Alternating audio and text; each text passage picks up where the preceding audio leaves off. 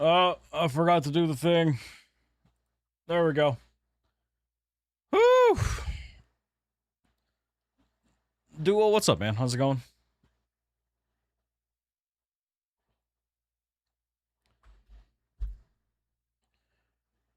Oh.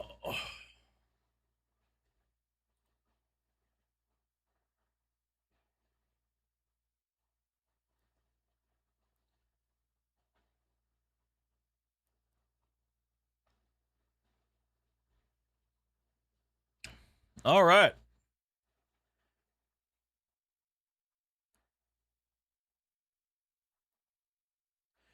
Cool. Yeah, let's do this. So, short stream tonight. I'm probably gonna wrap up like an hour early. Because I need to finish packing.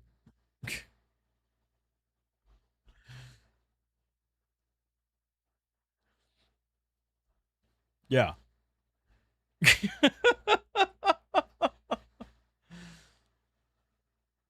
I have like mostly everything out. I just have to get it into the suitcase. So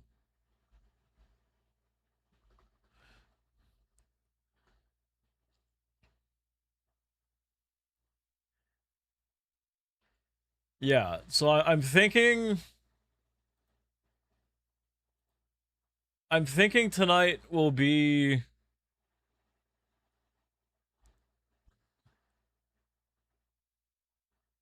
We're coming out finally? Well, yeah, because I'm going to fly out to Atlanta tomorrow.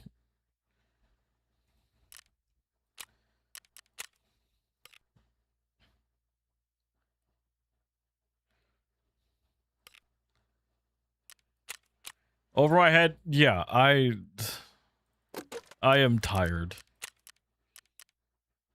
I am tired. I still need to finish packing.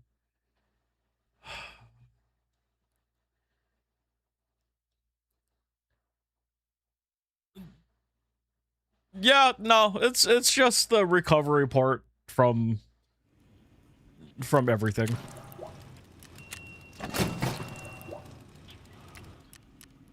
Like, for this week, because I finished washing clothes on Sunday. It was like the perfect swarm of everything, right? So I finished washing clothes on Sunday. It was Mother's Day. So took mom out to dinner. And then at the same time, I got all of the short form content uploaded. Like up until next week, Tuesday. But now I have to upload the long form videos, but that's not going to get done until... I'm not going to get to do that until tomorrow. But my flight's at like 8 p.m. tomorrow. But I still want to go to the gym, so I'm going to go to the gym during lunch. And then I'm going to leave here like 5 o'clock-ish. Bum, what's up? It's like these past couple of days have just turned out to be the perfect storm of fuck, I don't have enough time for everything. So... And then, I still want to go to the gym when I'm up in Atlanta. So it's either I have to check out what they have at where I'm staying. But I think that there's a Planet Fitness close to where I'm gonna be at.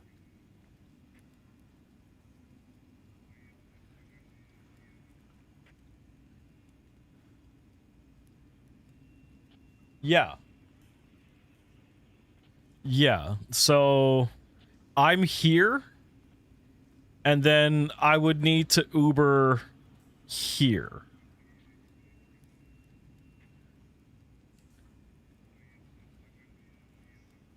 That and then that's completely based on if where I'm staying at, the fucking in-hotel gym that they have is just like absolute shit. So, I don't know. But what I do know is that I still need to actually finish packing. And with work and everything, Well, cause like Wednesday is leg day, so if they have enough stuff that's comparable, like I'll just like if I can get a good leg day in over there, like I'll just do it there. How long does it take for me to pack? Well, mostly everything's on my bed.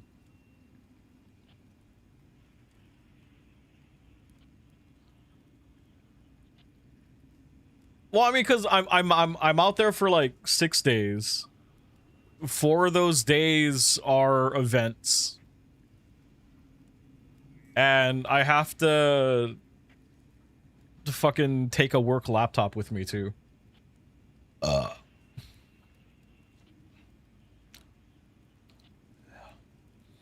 Strawberry shortcake-ish, but protein burps. I'll never get used to it. But yeah, so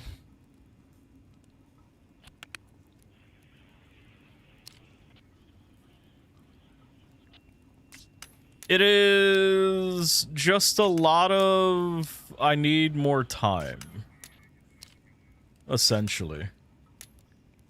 You'll miss me? I will be streaming on Saturday, but I'll be playing Overwatch. So there is that.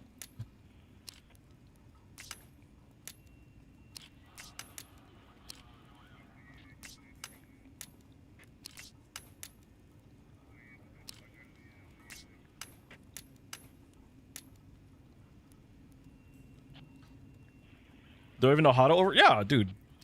Like, I am a fucking amazing tank. Sounds like I need to prioritize my time better as well. So okay, so here's the hard thing. With my job, I have a daily thing that I need to do starting from 3 p.m. So like I can't begin this task until 3 p.m. Hawaii time. Because that's just when fucking reports are ready. So like, essentially, a lot of the time is, like, waiting for that shit to fucking finish. And then I still have to do everything else, which is just...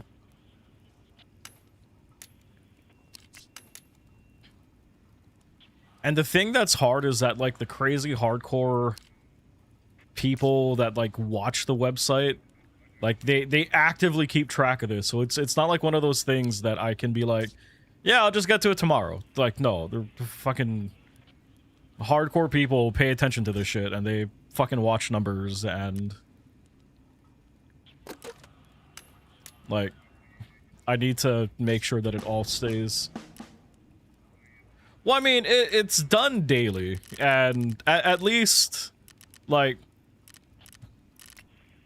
I'm at least following through and, like, helping them out. It's like, I told them that it's probably gonna be done a little bit late, because it's like, I am technically out on vacation, but I'm doing like an hour a day so that I can like help out with the current situation that our team is in. So oh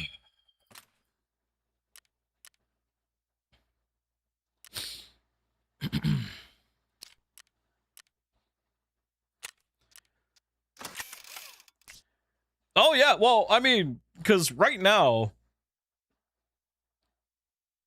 there's myself and the other developer that I work with that are the only people that can do shit in Salesforce that's authorized to work on the project. So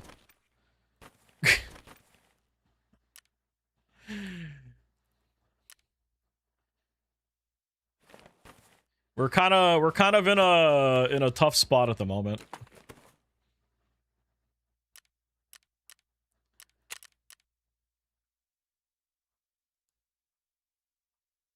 Well, it's not even a manager thing.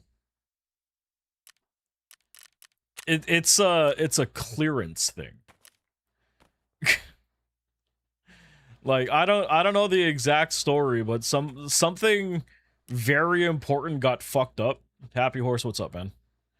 So something very important got fucked up, and my boss Like the person that I report to can't work on the project. Which makes the scary thing is it means that I am the senior person on the project.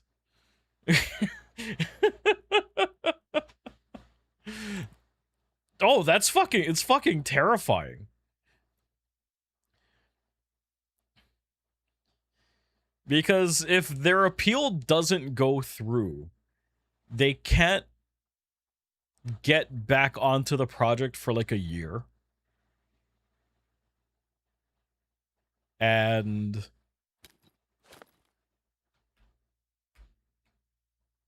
yeah. But yeah, I am currently the person with on the Salesforce side of things with the most experience on the project, and yeah. No, it's not even that. Like we literally think it was just because like some fucking official paperwork like got fucked up. I don't know. I don't know the exact reason. I'm not fucking digging too deep into it. I'm just keeping my fucking head down and just making sure everybody that I help is happy. And yeah, exactly. It's all fucking red tape shit. PV. Actually, oh, that's right. Didn't they tweak the? Hold on. Hold on. Hold on. Delta Force. I've done Delta Force before. You do your job and don't cause. Yeah, that's what I do. I don't know.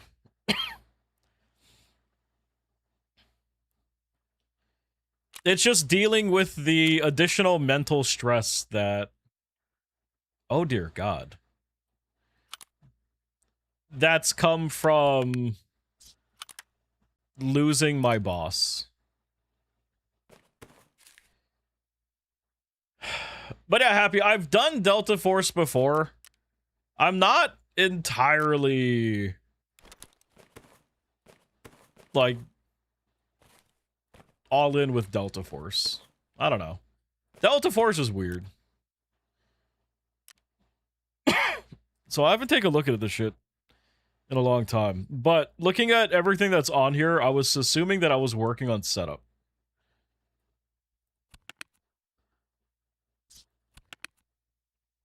It sounds like I need a raise. I kind of have a feeling when I get back. Well, because right now we're still waiting to hear back on the status of the how everything's going. Tasks, new beginning. What is new beginning? Thanks for the follow. But depending on how the appeal goes, like if he gets back onto the project or not, like I do feel that some shuffling will have to take place.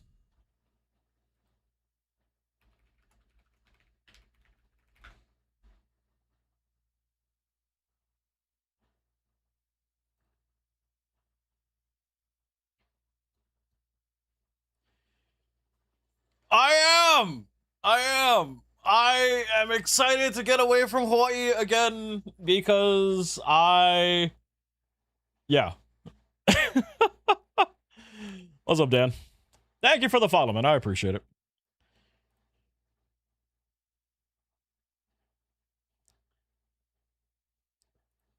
Let's see. What do I need to do for... How do I get access to New Beginning?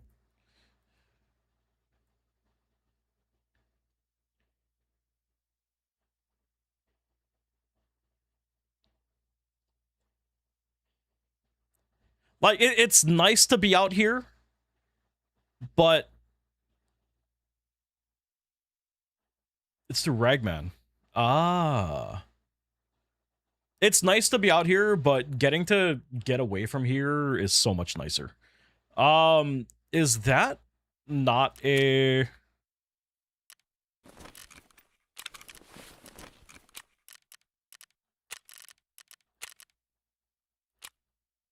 Ah.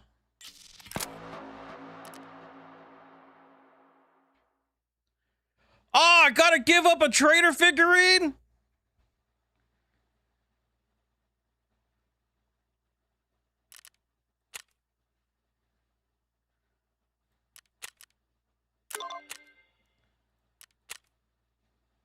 Lazy's boy, what's up? How's it going? So I gotta kill 50 scavs and survive an extract from lab. And then I gotta get a lot of money. Stupid easy right now to up to 4th prestige pisses you off. Yeah, I did hear that a lot of people were not happy with this.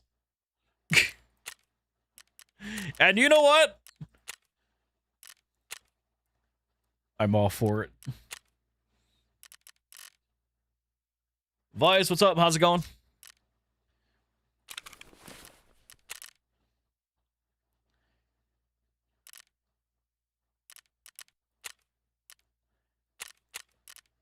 I want the Cyber Tark background. I got good energy today. It's picking up. It's picking up. I'm excited because I'm going on vacation. So the people that are unhappy with the new prestige are old people or new people? Older players that had to put in a lot more for prestige. To where? I'm flying out to Atlanta.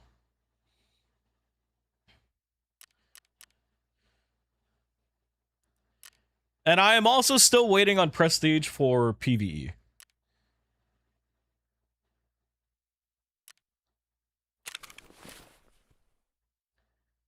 Okay.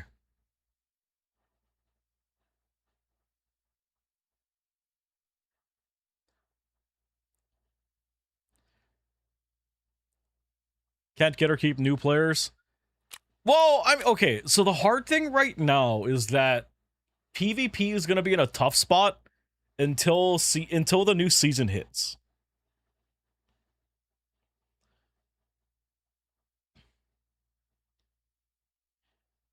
Visit Georgia. I'm going out for DreamHack. It is a massive esports event thing.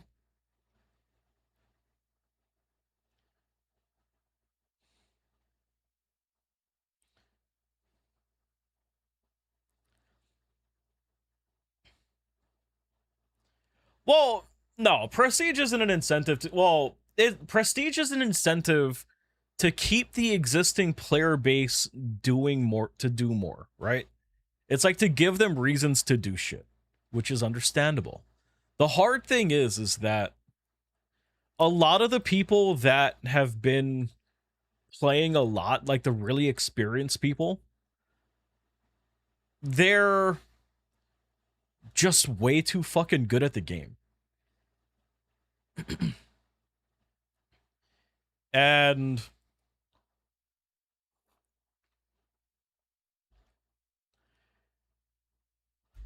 I think PvP is gonna suck for less experienced people up until the season hits.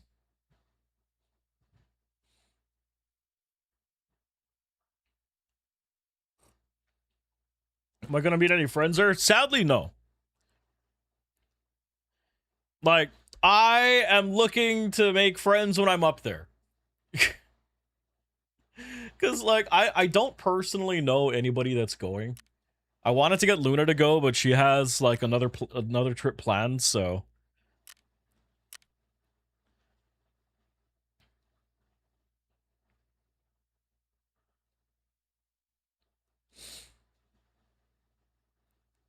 Yeah, I'm going solo. I'm gonna go Pokemon hunting for a little bit on Saturday. I'm excited.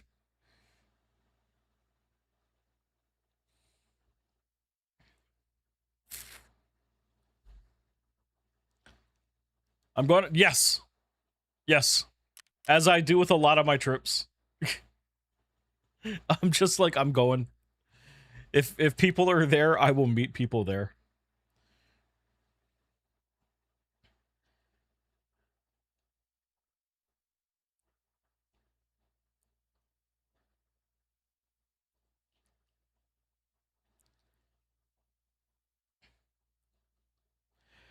I mean, for when I was doing PvP, I wasn't running into, at least it didn't feel like I was running into cheaters that much. For me, it much more felt that I was coming across just people that just had way too much fucking experience. Like, I lucked out that everybody that I died to just had too much time in the game. Do I have a girlfriend? I do not. Luna lives in Nashville and I'm in Hawaii, so location-wise really sucks for me.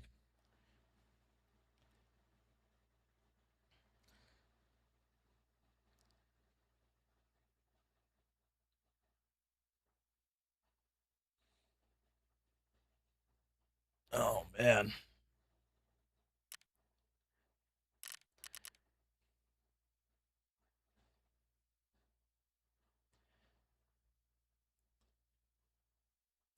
You meet very little amount of people with more than 1k hours in the game. Dude, when I was on PvP, I died to a lot of people that just had a lot of fucking time in the game. Like, I've died to a couple of streamers. The biggest one being Desmond Pilak. And I'm gonna be honest. I initially thought he was cheating until I saw how many hours he had and realized who he was. And then I was like, I was just in the wrong fucking place at the wrong time.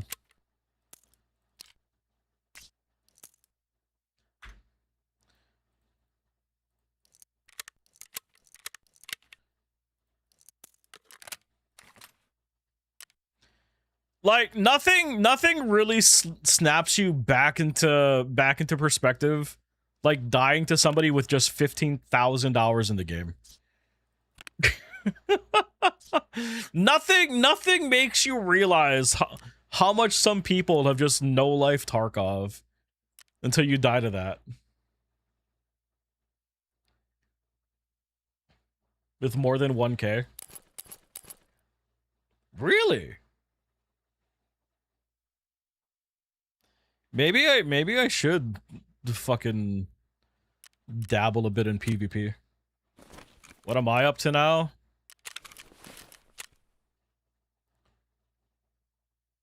PvE is 993.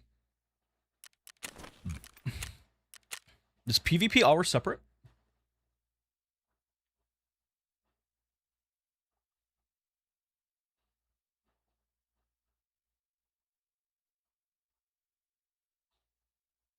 Oh, it's combined for both.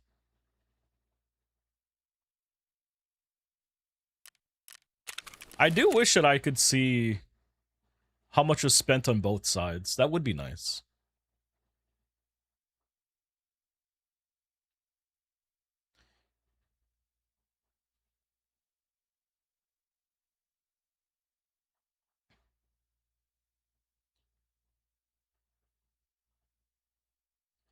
Wait. 6-3.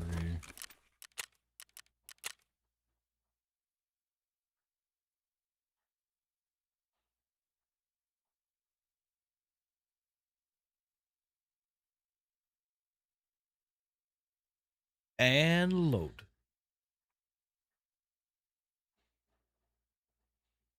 Hours or length, it's just between arena and main.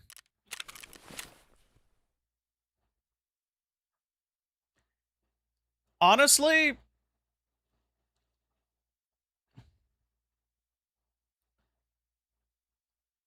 I feel that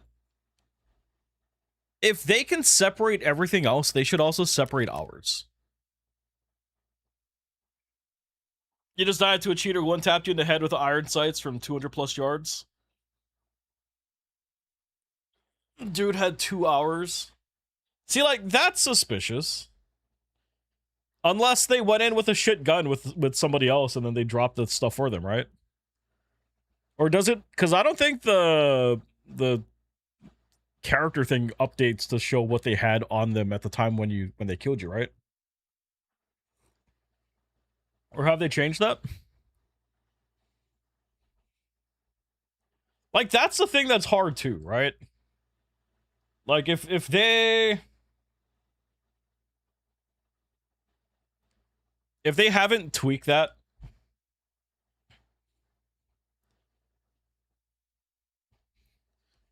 because I would admit I would abuse the fuck out of that if I had like really fucking well geared friends that played.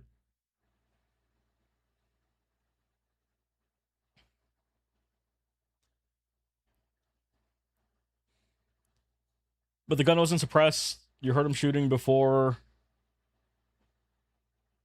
and neither one was with irons. I mean, that is suspicious.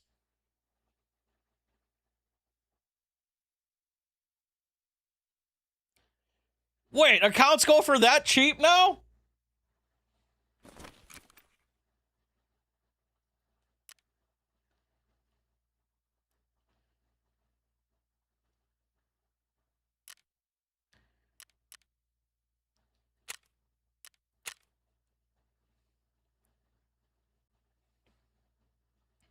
To simply play PvE.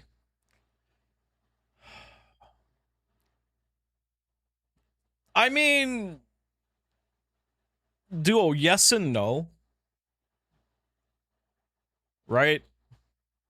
Because while yes, PvE is a simple solution, players that stick to PvP still prefer to have that additional challenge.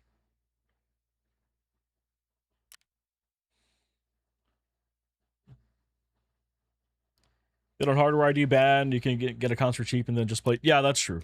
That does make it harder.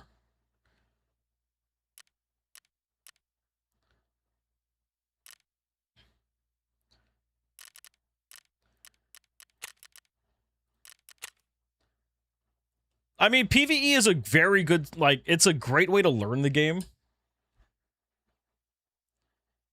The hard thing is that PvE doesn't prepare you for the bullshit that you're going to come across.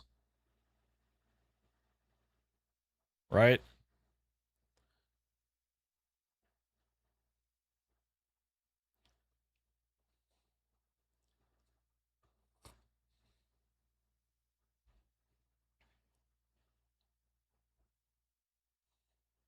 That also gives accounts hardware ID, is spoofable. Like, that's the thing that's hard. It's like, they do exist in the game. Like, I don't know. There's no good way to actually fucking deal with that. Like, which is also why, like, PvE is starting to kind of grow, like, gain popularity too, right?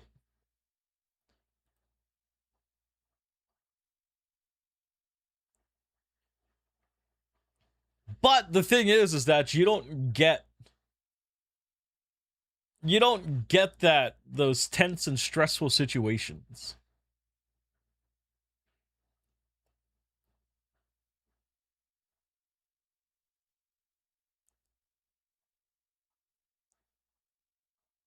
It's a damned if you do, damned if you don't, like, thing, honestly.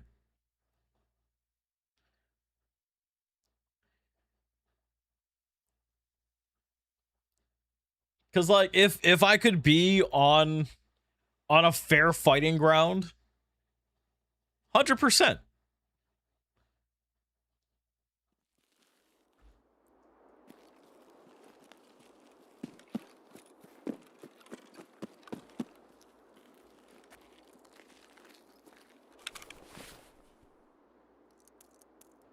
Oh, this is okay.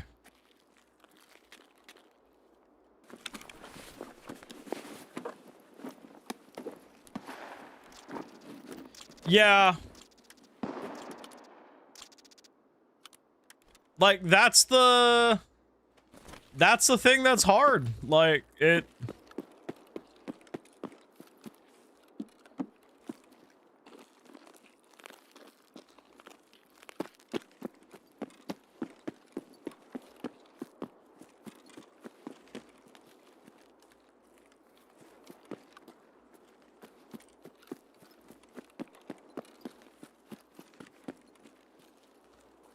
Fucking MP18 with the iron sights.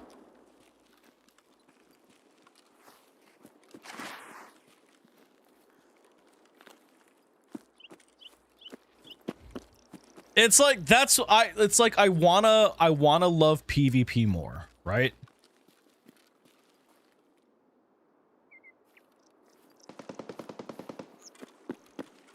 But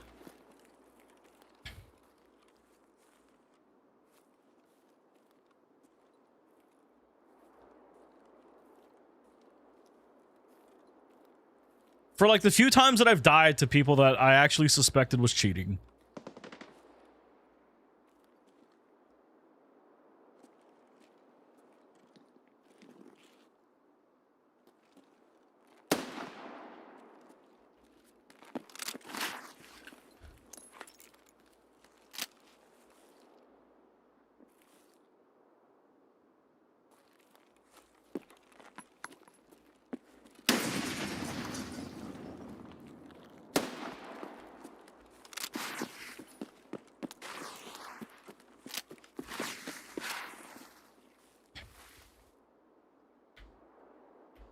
I forgot what my push-to-talk key was. Ah, I found it.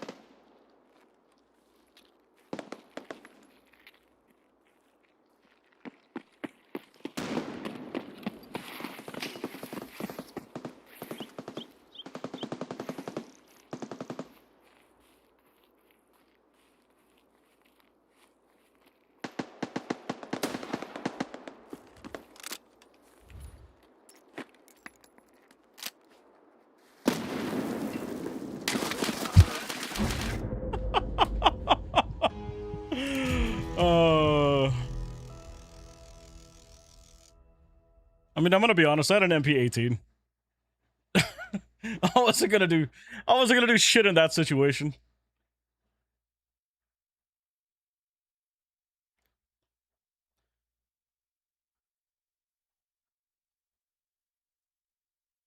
Like, see, these are the kind of people that I typically come across, right? It's like I'm finding the players with like over 2K, 3K hours, right?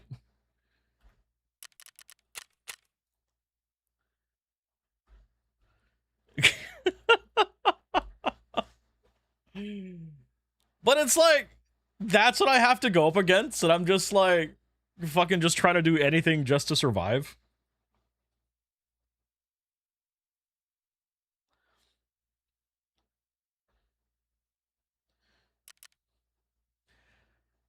I don't know, man. I so want to love PvP. I so want to love it. But at the same time, it's like I understand that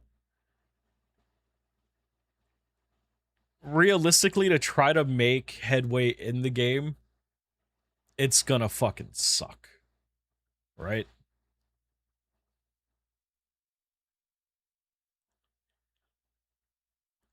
Ton of people running DMA? What's DMA?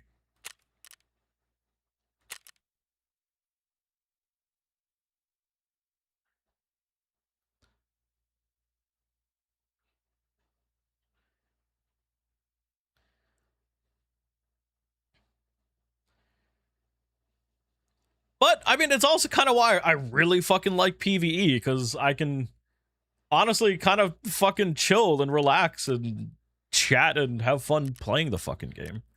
I don't know. I don't know what to do in this kind of situation.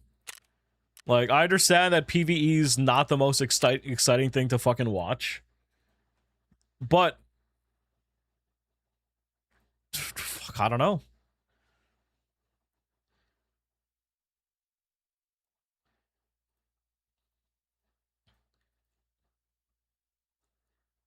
You run cheats off of another PC? Ah. Oh, okay. I've seen... Oh. There's a dude that fucking... Oh, what is that? He was like a former cheater, and he runs like system checks on people and shit. And he kind of like, people send him reports of possible cheaters and stuff. I think I've seen him like checking other people, like people's second PCs and shit too. So that's what. Oh, okay.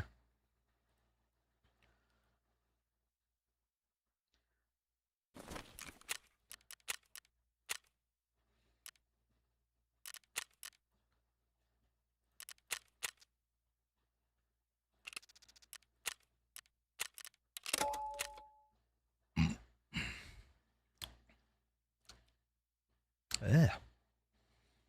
Like, it tastes mildly good, but I know that it's a protein drink. I don't know, man.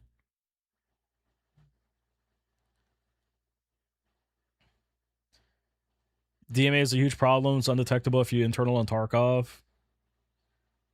Yeah, I mean, like, do you even need a strong PC to run that kind of shit? Because if you don't, I would imagine like all those fucking little mini PCs would be perfect to run them on.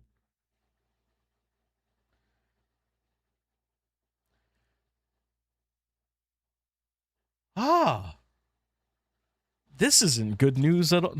Okay, I'm looking through Twitter.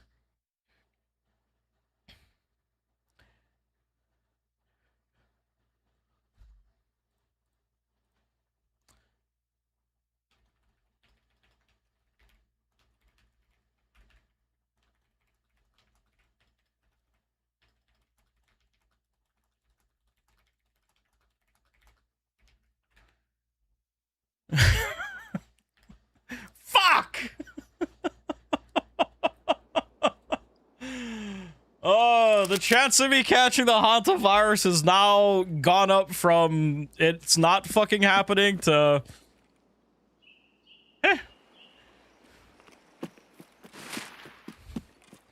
Fucking shit. Just gotta have a PCI. Ah, okay.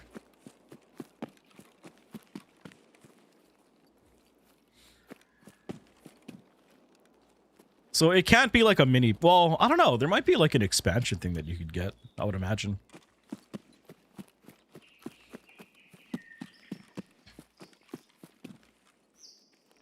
But yeah, man, I don't know.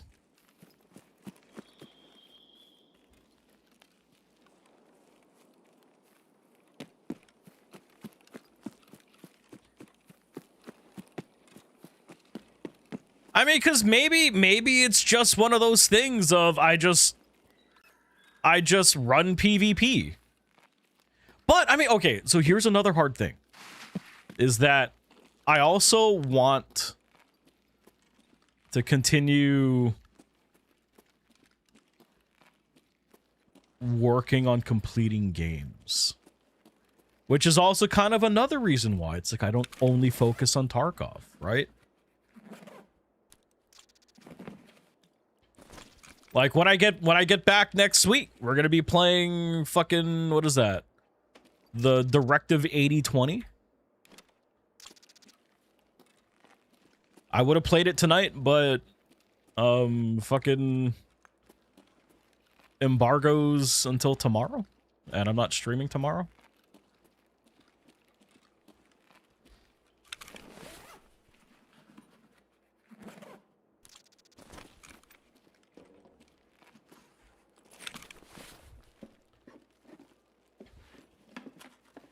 I just need more time for me to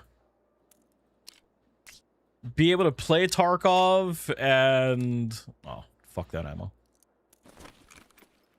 Keep up with everything else.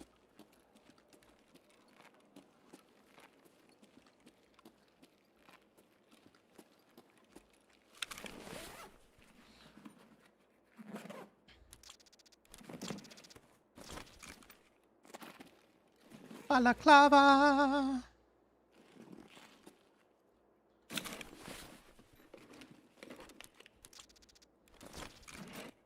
So yeah, man, I don't know.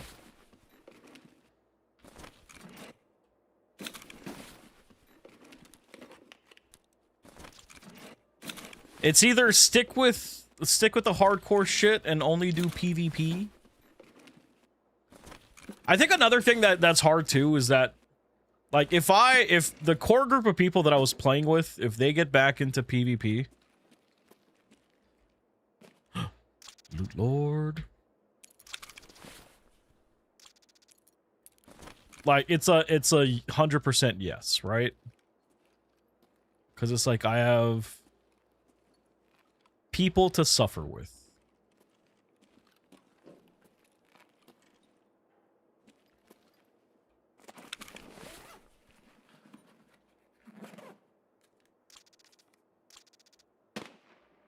But then they fell out of it.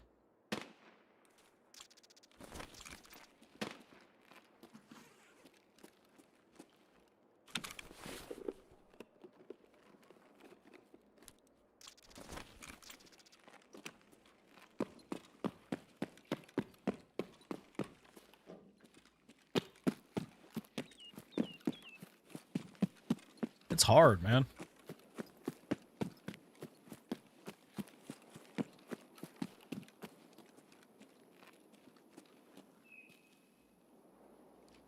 Yeah, it's hard to,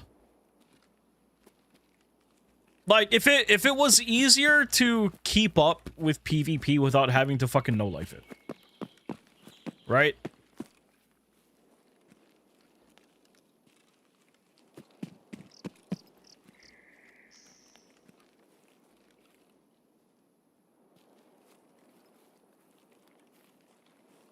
Like, I feel it would be much better.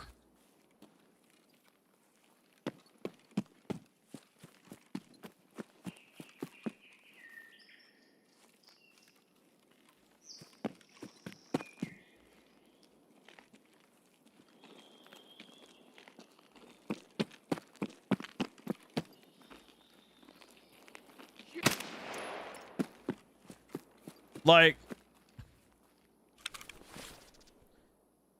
if they could bring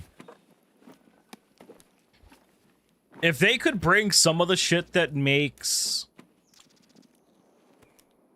what is that? If they could bring some of the shit that makes what is that? SPT really good, I feel that would make things even better.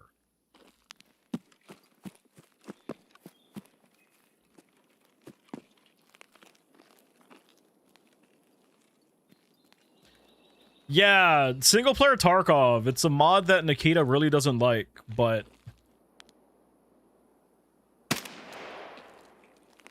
like it tweaks like things in the game.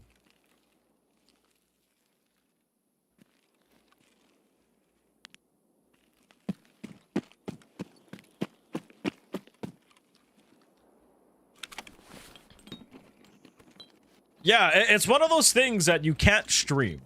Because it's like fucking BSG will try to get your channel taken down and shit.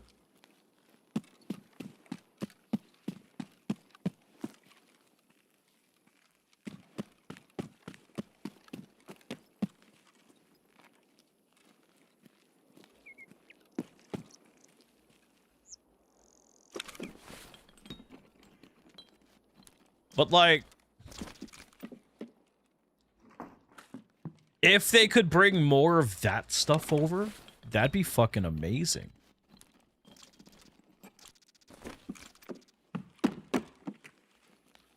The hard thing is that if they were to do that, like,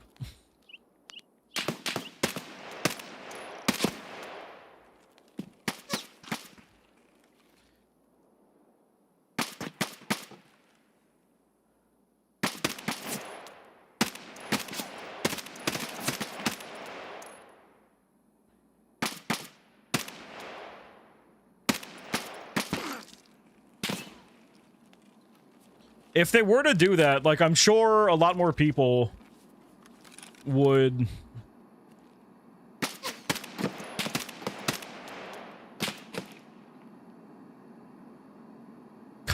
would kind of jump ship for that.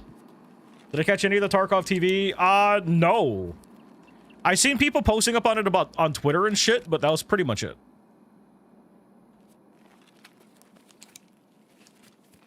Like, I did see the thing about reducing what was needed for prestige.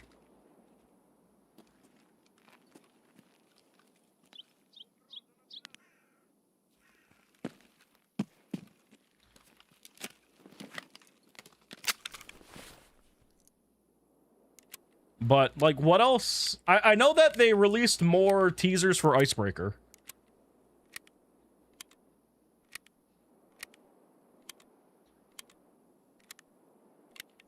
A 43-minute recap? Maybe we watch that.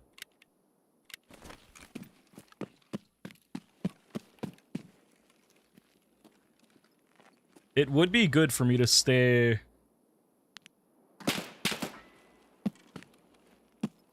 up to speed on, like, the Tarkov news.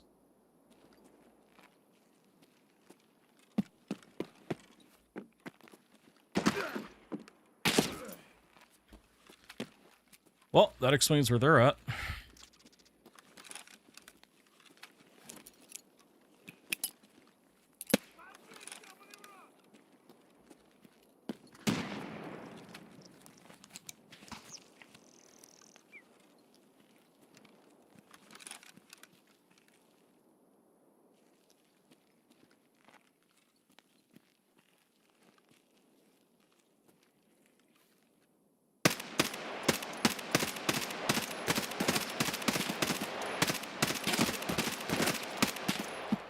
It's like I'm throwing fucking marshmallows at them!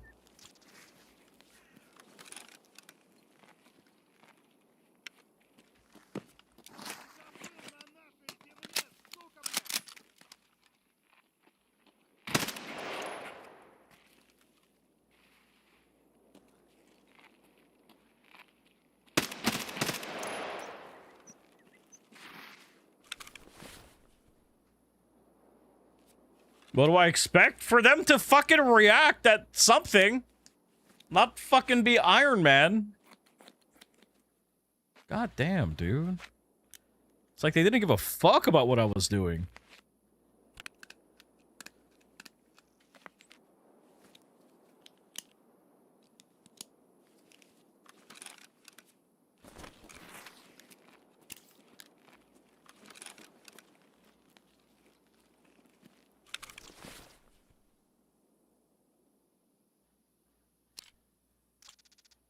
Fucking T3 plates.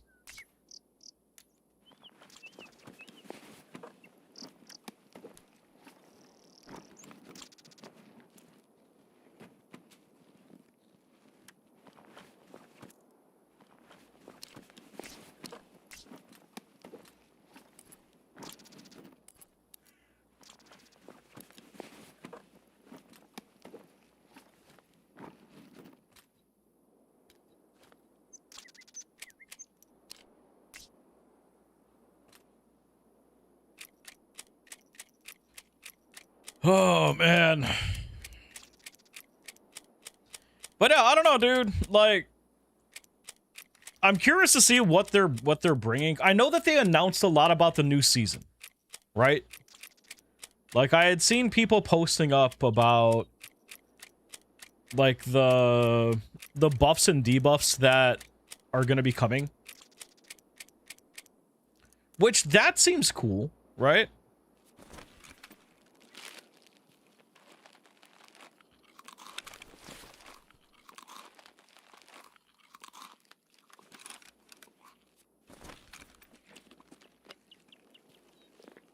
Like, because that definitely feels like that's gonna change how people are forced to play.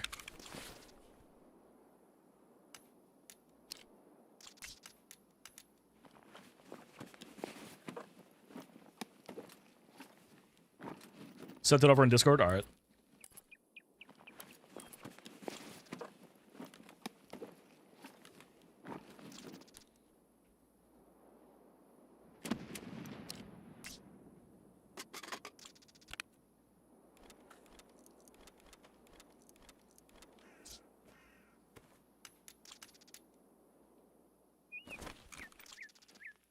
Unheard's coming back. I mean, as an Unheard player, honestly, I'm like, fuck it, whatever. Like, I went from EOD to Unheard. Like, the XP, I did see that there's gonna be an XP boost.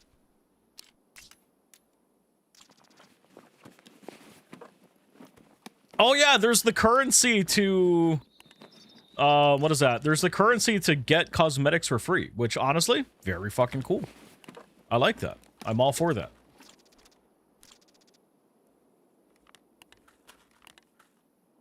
I did see that some of the Arena Breakout players were trying to be like, hey, weren't Tarkov players getting on Arena Breakout's case about that?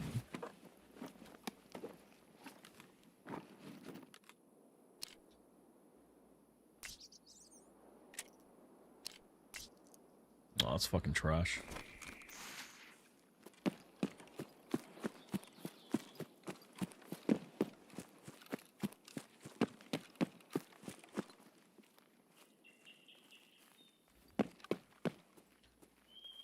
Well, I mean, ABI is still one of those games that I recommend people to try if they are not sure if they're gonna like extraction shooters.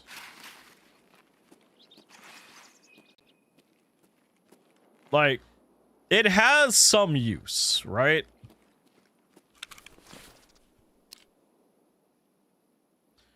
I killed General Grievous!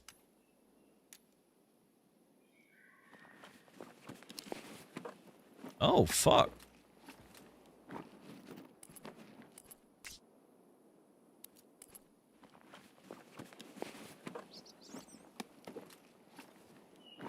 Like, there is use for Arena Breakout Infinite. I will at least give it that.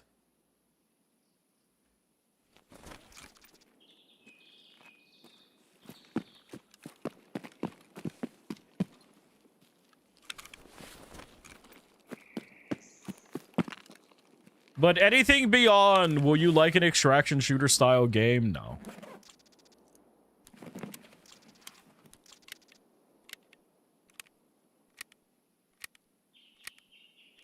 He explains about the seasonal characters. Yeah, I kind of want to look more into that.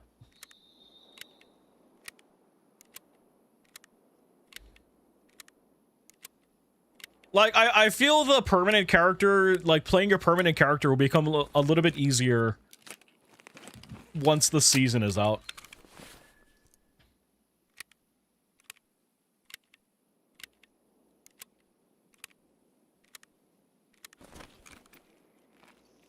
Because I would assume that a lot of the more hardcore players would hop ship to... what is that? Would jump ship over to the seasonal shit.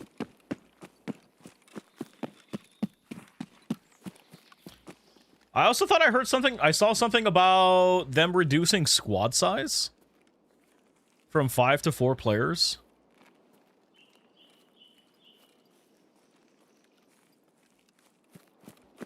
That's just... That's global, right? That's not a...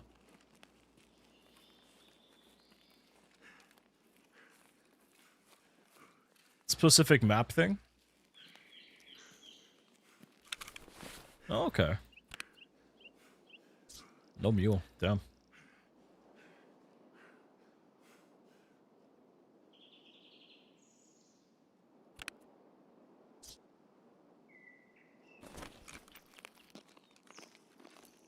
PvP and PvE? I mean, it'll make it much... The chance of accidents happening would be much lower. There is that.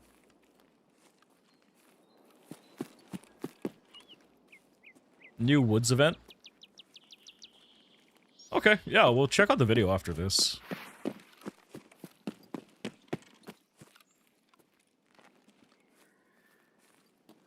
Because I will admit, I'm all for...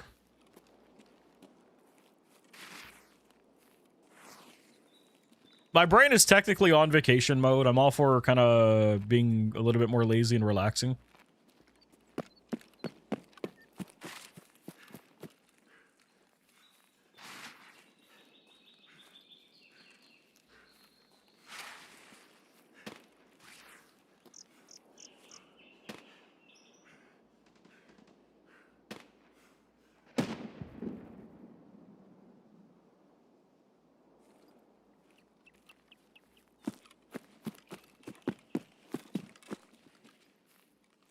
Like, I'm glad that they're still actively working on it, right? Which is good.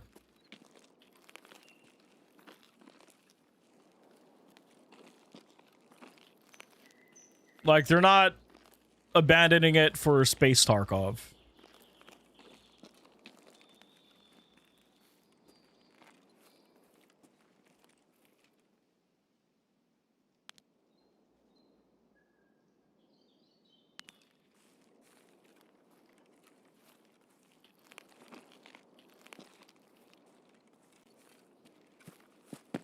What he did for Airwing? What did he do?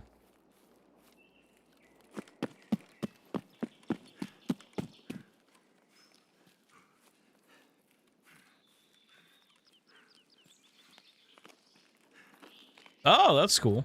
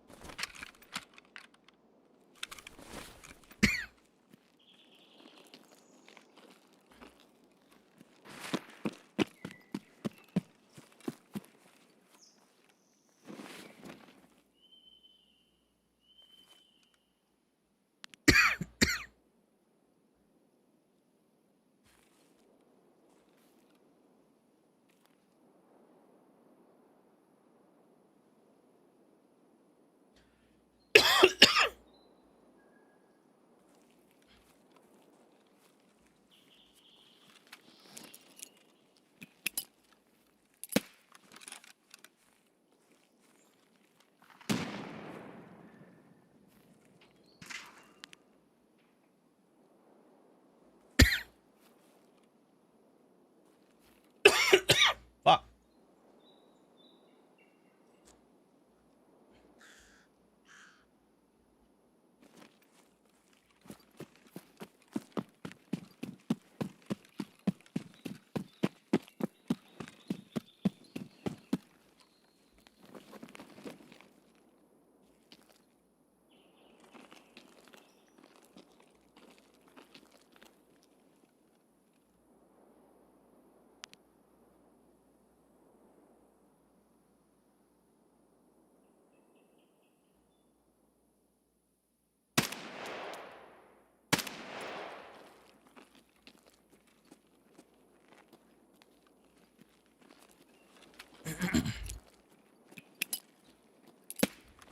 He's got a new helmet?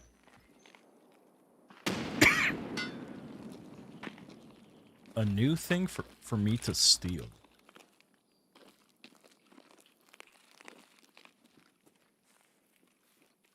Does sound kind of fun.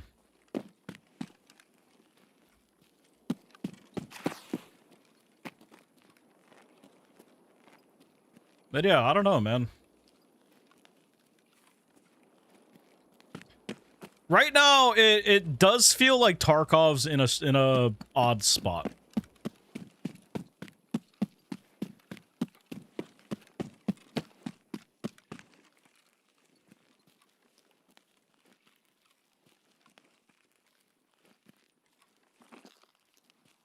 Like the Tarkov TV announcement, well, once we get to check out the recap video, should be pretty good, but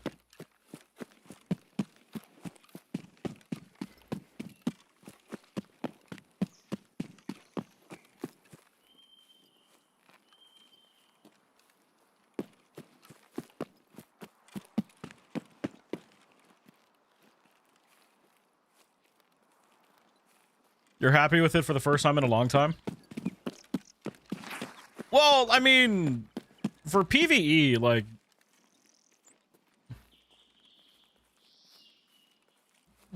Since PvE's starting to gain more traction and, like, backing, like, it's becoming harder for them to ignore it, and they have to start giving it more love.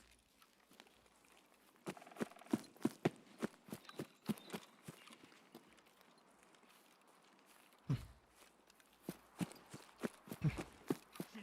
there. Fucker, straight ahead. Take this, you motherfuckers.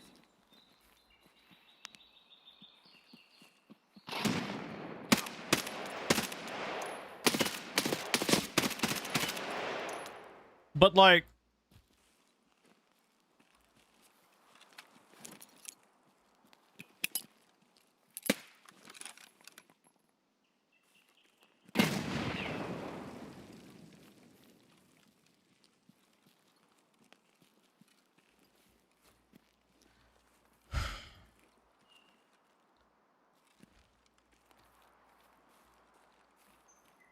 I wish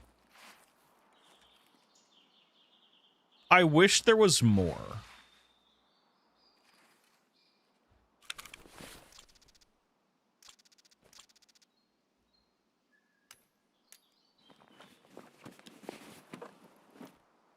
Like, I know I shouldn't be too greedy, but, like,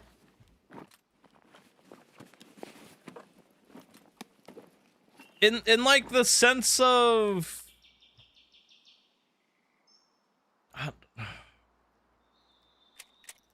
like, in the sense of, like, the AI of the PMCs that you come across.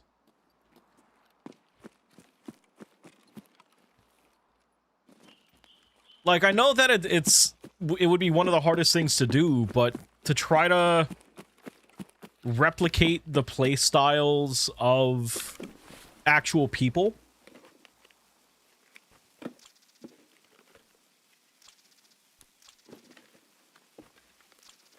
I think that's the big thing for me.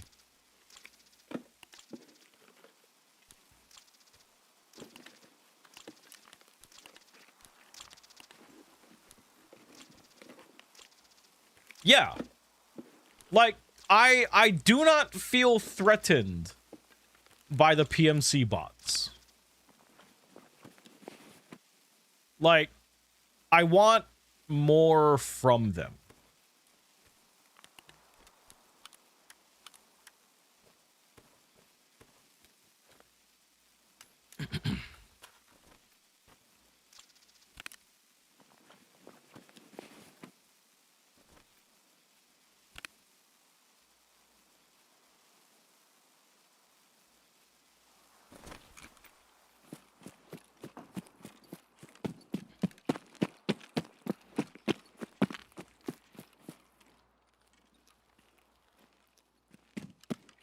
Like, that...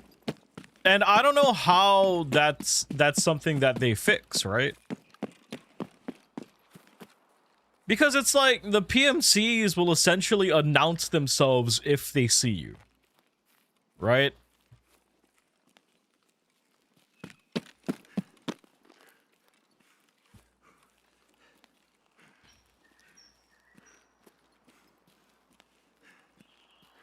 And that's kind of like, or they'll stand in place and just kind of, they'll do the PMC fucking turn and shuffle thing, right?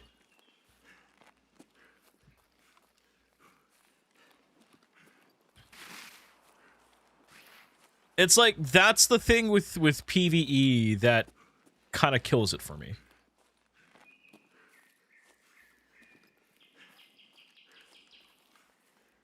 Tasking? Yeah, just kind of randomly talking and enjoying the wilderness while in PvE at the moment.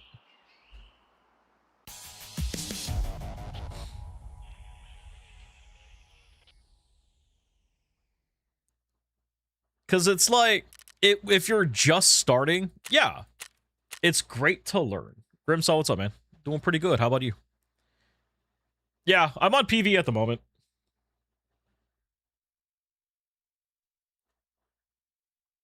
Like, solo PvP is not... Am I new to the game? Technically, no. But I also haven't played for enough months where I'm not at a point where I can hold my own solo.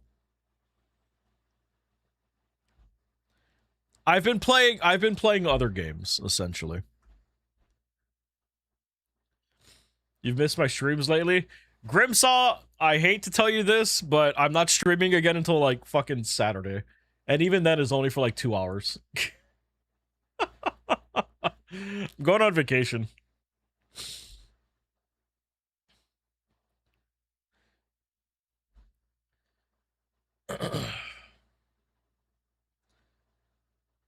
But yeah, it's like, so total, I'm just under 1,000 hours. Do I ever play with viewers? I mean, I'm open to doing it. I just haven't before. Like, I had a group of on PvP that I was playing with, but they stopped playing the game. PvE is there, but it's not as exciting. And then other games came out, and I've just been playing that. Yeah, I am flying out to Atlanta for DreamHack. All right, let's go let's take a look at this. I'm curious. We'll stop that. We'll bring the browser volume in for people. The Tarkov TV we just got was probably one of the most comprehensive and detailed we've ever gotten. Yes, I have completed Soros. So that game is done. So also, Kit, so here's the thing, right? When I come back on Tuesday, I'm not playing Tarkov. I'm playing Directive 8020. There's like other things just come out, and Tarkov gets the backseat for other games. There is which is also hard too. Tons of reveals, teasers, and quite a few questions answered. Now, we don't rush to get this video out right away. I like to go back over, rewatch the podcast, usually about 2 more times, make sure I didn't mishear anything or miss anything, double check against old statements, and most importantly, it gives me a chance to ask BSG a few clarifying questions so we get the information right. And that's what my goal is with these videos. It's not to be first, but to be correct. Now, I also know you're looking at the length, and don't freak out over that. More than half of this video is just the unedited VOD from the podcast itself. Like, if you look down at your player, like this okay. much of the bar down here, he's included the podcast. The actual I do this for 2 purposes. First, it the saves actual the podcast video forever. BSG's podcasts are deleted by Twitch after 3 months. So putting them on YouTube memorializes them so that they're always here for people to reference in the future by anyone who wants to. Second, they provide the exact source material for this whole video. So if you disagree with a part or you think I got something wrong, you can just go look at the podcast itself without hunting other platforms or videos. So with all that out of the way, let's get into this thing because it is a beast. Now, first up, obviously, no icebreaker with Tarkov TV. More details on that in a little bit, though. But it was one of the biggest things a lot of us were looking forward to and hoping that we were going to get with Tarkov TV, but it's just not ready yet. Now, there are a few things here that weren't tied directly to dates, but I think they are going to be sooner than later. Many of these are controversial too, and they're not so subtle ways to push people into buying Unheard. First up, Unheard is going to be coming to Steam finally. You couldn't get Unheard on Steam. You couldn't buy that version of it because of, BSG said it was because of issues with Steam's rules around providing DLCs for free with game packages or something. I'm not sure the exact details of that. I didn't go research it because I honestly didn't really care that much. That's just what BSG said. Either way, it doesn't matter. Now you can get Unheard, or very soon we'll be able to get Unheard on Steam. So with that, obviously, this comes some of the crazy perks and things they are adding to Unheard to get people to buy it. The first of these is going to be the ability to wear all clothing regardless of your faction bearer USEC. So if you have Unheard and you're USEC, you're gonna be able to wear all the bear clothes, and vice versa. If you're bear, you'll be able to wear all the USEC clothes. I did clarify with BSG, and they said that is coming in May for sure. Just know exactly. They're opening up faction clothing. Okay. An XP modifier for anyone in a group with, or anybody who has Unheard, or anybody in a group with an Unheard player. So yeah, if you have Unheard or you're playing with somebody who has Unheard, you're gonna level up faster. They will be adding bonuses to all editions like this for EOD and Left Behind, etc. like that, but they didn't say what those were yet. Now, for the rest of May, we have 3 total events, which seems kind of crazy because we're already it's already the 10th, at least, of me making this video. Now, right now, for the rest of the weekend, until the morning of the 12th, there is an event on customs with Rashala and Gluhar fighting each other. All the scavs have been replaced by guards. Player scavs are limited to 3 per raid, and the 2 bosses even fight. Pretty cool little event. No achievements, no tasks or anything with it. Just a mix-up of customs. Now, after that, and I'm expecting like next weekend, there's going to be some big shoreline event. That's all it was, big shoreline event. That's all Nikita said. Didn't provide any details. But my suspicion is that this is going to lead directly into Icebreaker. There will be a patch with in-game event on shoreline. Pretty big event, actually. It might not. It might just be another gap-fill event, but it kind of sounds that way to me, that this shoreline event is going to be tied to the Icebreaker event in some way or form. And that is what is after the shoreline event. Nikita said that Icebreaker is going to be this customs event, then the shoreline event, and then Icebreaker. And Icebreaker is in May, so that kind of gives us a bookend to 2 of these deals. So figure sometime in the next 2 to 3 weeks, we're going to have Icebreaker. Nikita also reiterated that Icebreaker is pushing more into this idea of single-player experiences in multiplayer games. So like Terminal, basically. He also described it as their most expensive event, which I think just means in terms of manpower and effort that they spent on it. Icebreaker itself is going to have a new boss, which looks to be a Black Division boss. Can have new mechanics like functioning keypads and some other stuff, as well as a new extract mechanics, some new extract mechanics of some kind. He didn't get into a lot of detail. He did keypads, okay, pretty strongly that we're gonna have radiation on Icebreaker. He's Icebreaker's a nuclear powered ship, and this was in regards to one of the questions Chad had asked about radiation. When radiation is finally coming into play. Breaking the trailer down and talking about Icebreaker stuff after that, so we won't get into too much detail here. But yeah, that's what we've got. During the podcast, they also changed the requirements for prestiges 1 through 4. They've been low. You pretty sure that Jinxie beat Tyler 1's record of peak concurrent viewers in League? Well, I could see that happening. Like, honestly, Jinxie is a fucking massive channel. Also, don't mind me. I'm, like, listening to Airwing talk, and I'm, like, cleaning up my Pokemon Go inventory.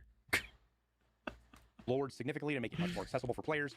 Some people are pissed off about it. Some people are happy about it. I need to hit Prestige 2. I want that Cyber Tark background, damn it. The Prestige 1 is way easier now. Prestige 2 is a lot easier. Prestige 3 is easier, and Prestige 4 is kind of easier. So it still gets progressively harder, but the bottom of the ramp is a lot lower now. Like, you can pretty much Prestige 1 without even have all your traders at level 3. So, yeah. Which is good. That's good for, like, campaign. not good people. Sometime. My guess is going to be tied with Icebreaker somehow. Some of the rewards will be a Louis Vuitton wallet, a Twitch dog tag case for special dog tags, whatever that means. I don't know if he was just joking or if it actually means for special dog tags. And a Hot Rod Holodilinic, the food cooler thingy. I never saw it. Holodnic bag? Okay. Hot Rod version, one of those. My guess is I'm expecting these might be paid drops. You know, something kind of like what we saw in Grays and Warfare, where there's kind of a blend of drops free and oh, okay. Stuff, but we'll see. Don't quote me on that. I don't know anything. That's just that kind of stuff strikes me as kind of paid drop kind of stuff. If it's like the streamer box that you could get from like a year or 2 ago. It was like $5 and then you get the streamer box for free. He also mentioned another streamer challenge. I think this is going to be in May as well, which means there's a lot of shit packed into May. As Nikita did most of this stuff chronologically, and he mentioned this before the June stuff. So it could just be he jumped around, but I wouldn't write it down on the calendar. We'll just have to wait when we see actual dates from him.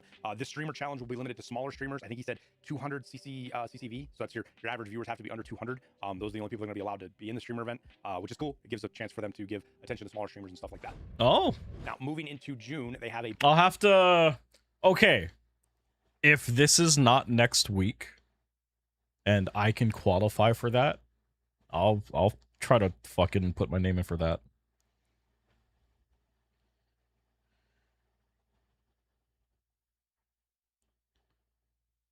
A million people watched the event last night. Riot gave away 20 million worth of skins.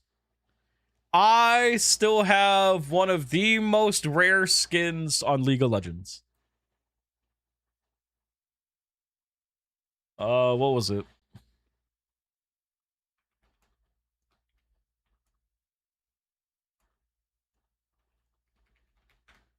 Yes, Triumphant Rise!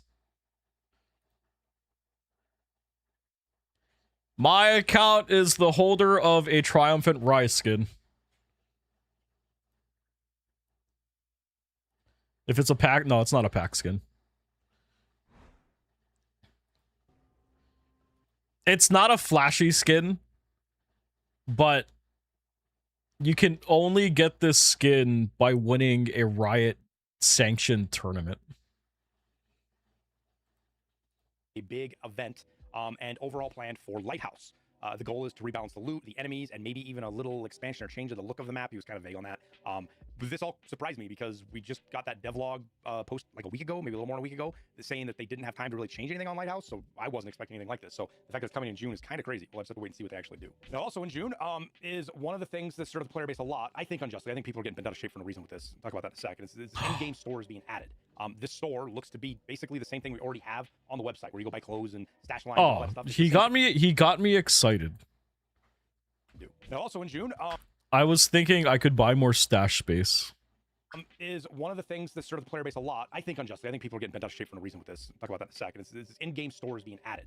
This store looks to be basically the same thing we already have on the website, where you go buy clothes and stash lines and all that stuff. It's the same thing. It's going to be inside the game versus having to go to that website to do it. Not to I don't give a facilitate fuck this, about they're gonna that. have to add a premium currency. That one is called tar coins. Now, we've already seen these floating around the game. I'm just a hoarder. I think Well, they only sell them in yeah. rec rooms, but I'm not 100% sure that's the only place I found them. This is going to be the currency for that. Now, Nikita said there will be no pay-to-win stuff, just cosmetics. There won't be any pay-to-win stuff. There will be only for cosmetics and everything. But the tar coins will be available for purchase with IRL money, and like I said, or you can find them in game. Now, I don't know why people are getting so bent out of shape out of this. It's not adding a new mechanic. It's basically just making an existing one easier and giving you a non-money way to get stuff that you used to only be able to get with money. So Which overall, honestly, that's this cool. premium currency thing. You Right. do not like microtransactions. I'm not trying to argue they're good or bad. I'm just where we're at in the existence we have right now. Like being It's able to not changing, find and the pretty much tar every coin game has shit its premium in the game is pretty fucking cool, right? Like for those that I don't know how common it's gonna be, but being able to find it in game and being able to put that towards expanding your stash or fucking buying an outfit, that's fucking amazing. I did see that some people were mad about that. Yeah, I mean, most likely you're going to be able to find it in marked rooms, but even then, it's like you can find rare shit outside, right? So it's possible. So I'm happy about that. Like,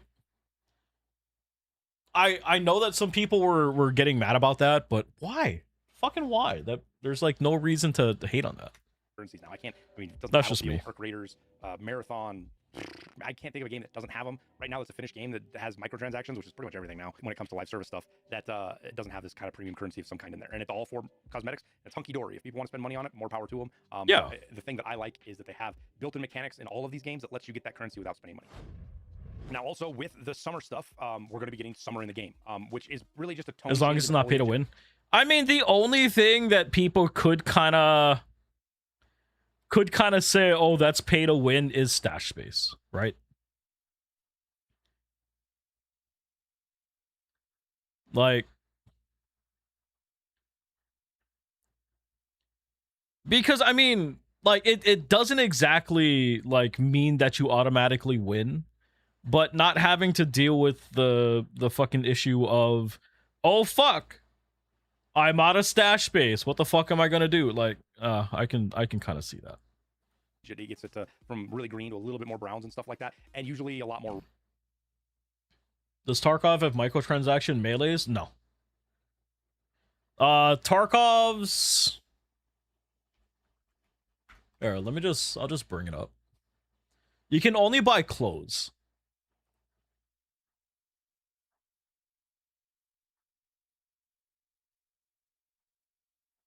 I have to log in. Like, it's literally all cosmetics.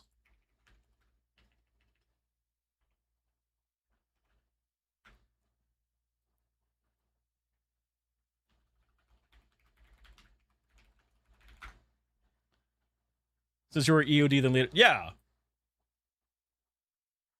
Oh, is that not the right email?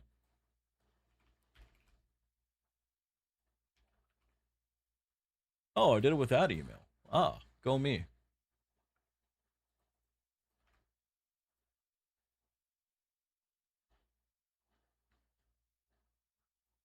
Really? You're gonna make me 2FA?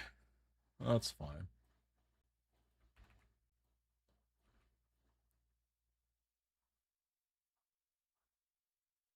Okay. How is things? We're watching Airwing's video.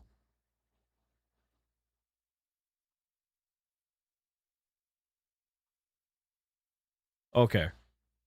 So the things that you can purchase, you can purchase PvE and arena. You can buy PvE. You can purchase Nikita's PMC voice pack, stash upgrades, and apparel.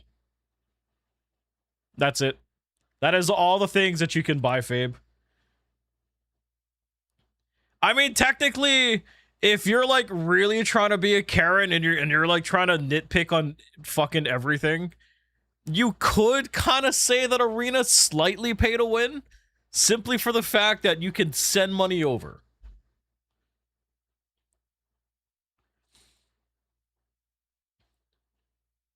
That's about it.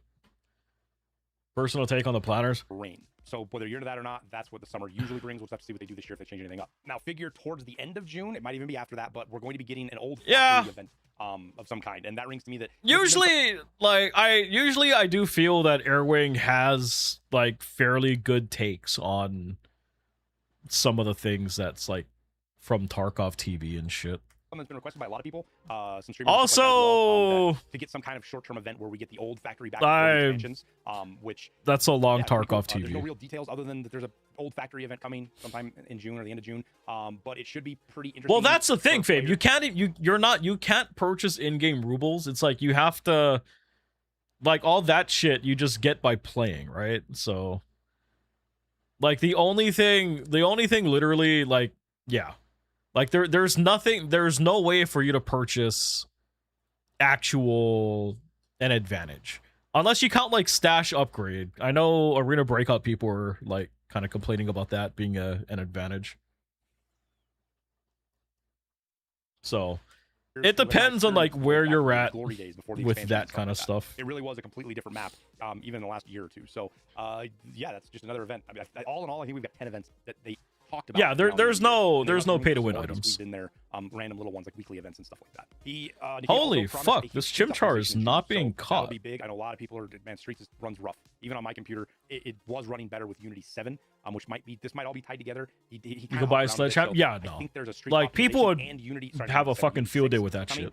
And Streets does. I got quite a bit frame, like 10%, 15% improved performance on the ETS. And it's a fucking shit 1-star chimchar. Fuck you, chimchar. Get crushed into candy. Next big bit of news: the launch of Tarkov's first fucking season shit with the new seasonal character system, and it's going to be called Chord Breach. Now, Nikita described this as a separate game, pretty much practically entirely. We've known this already. It was going to be really isolated out. He hinted at kind of calling back to the glory days of wipes and building upon the wipe mechanic and making it better and more interesting. Now, the part of this process is the modifiers that they're going to do for seasons. Now, this is similar to stuff kind of like Path of Exile. It even has this is kind of cool. This is kind of cool. So, I mean, they're bringing back some of the fucking hardcore shit, right? No insurance, no found in raid for hideout. Fucking up and down on that shit. The allergic thing is kind of interesting. Some food, water, and medicine will cause an allergic reaction. What the fuck do they mean that water will cause an allergic reaction? No found. Yeah. So, no found in raid is good. So, essentially what that means is that when you're trying to upgrade stuff in your hideout, certain things have to be marked found in raid. So, this power supply, getting food, all right, man. So this power supply, I cannot just buy it from the flea market. Like, I have to actually find a power supply in raid and take it out. Everything else I can purchase separately. So, essentially, they get rid of that requirement that everything needs to be found in raid, which means that if you get a good start or if you have a lot of money, like, you can just spend rubles to purchase from the flea market as you level up to just upgrade your hideout. So, that's essentially it. Comparability to, like, Project... I'm curious about the fuck does it mean... Because, okay, some food, water, and medicine. Because you have the fucking bottled water, and you have the, what? You have the bottled water, super water, and the fucking kvass water, right? I'm really curious on how that... The global modifiers are going Works. to affect everybody. And then the negative ones, you're going to be able to choose between, like if you pick a negative modifier, there's going to be something positive with it, or if you want a positive one, you have to pick a negative kind of deal. You kind of got to balance it out in RPG, the way RPGs kind of do. Now, This is the cool. screen, you can see they listed, they have a bunch of these secret ones. This doesn't mean that they're not going to tell you what they are at the season. I asked BSG what this meant. All they're doing is keeping their cards close to their chest, essentially, because they're still working through these and balancing them, and they didn't want to list stuff that then have to take it away. So they won't be secret when the season starts. It's just for now as they work on them further, so they aren't committing to anything. That's all that means. Now, again, the seasonal character is going to be on a whole new set of servers, completely separate, different flea market. You're not going to play. You're going to fight each other. It's going to have completely different rules. You wouldn't be able to play together anyways. But this is basically comparing this. The easiest way to describe this is how PvP and PvE are separated. This is going to be a third. You can't use the auction house. No, there is no. Yeah. So you can use okay. So things that you can purchase from the auction house is like kind of split up by levels. So you can't just buy everything at one time. It's like you have to hit a certain level before you're able to purchase stuff from the flea market. So you're not gonna be like level 1 with a maxed out hideout, essentially. If you want to play the seasonal stuff, you have to play PvP. Now, with the season stuff, there's going to be special rewards. There's going to be lots of them for season 1. The big teaser one that Nikita, the one that he wants to play everybody with, is the Black Division clothing. You're going to be able to unlock Black Division clothing. So that's going to be interesting and see how that works out. Oh God, fuck you, Nikita. Oh, fuck you, Nikita. I'm gonna fucking hate that so much, but I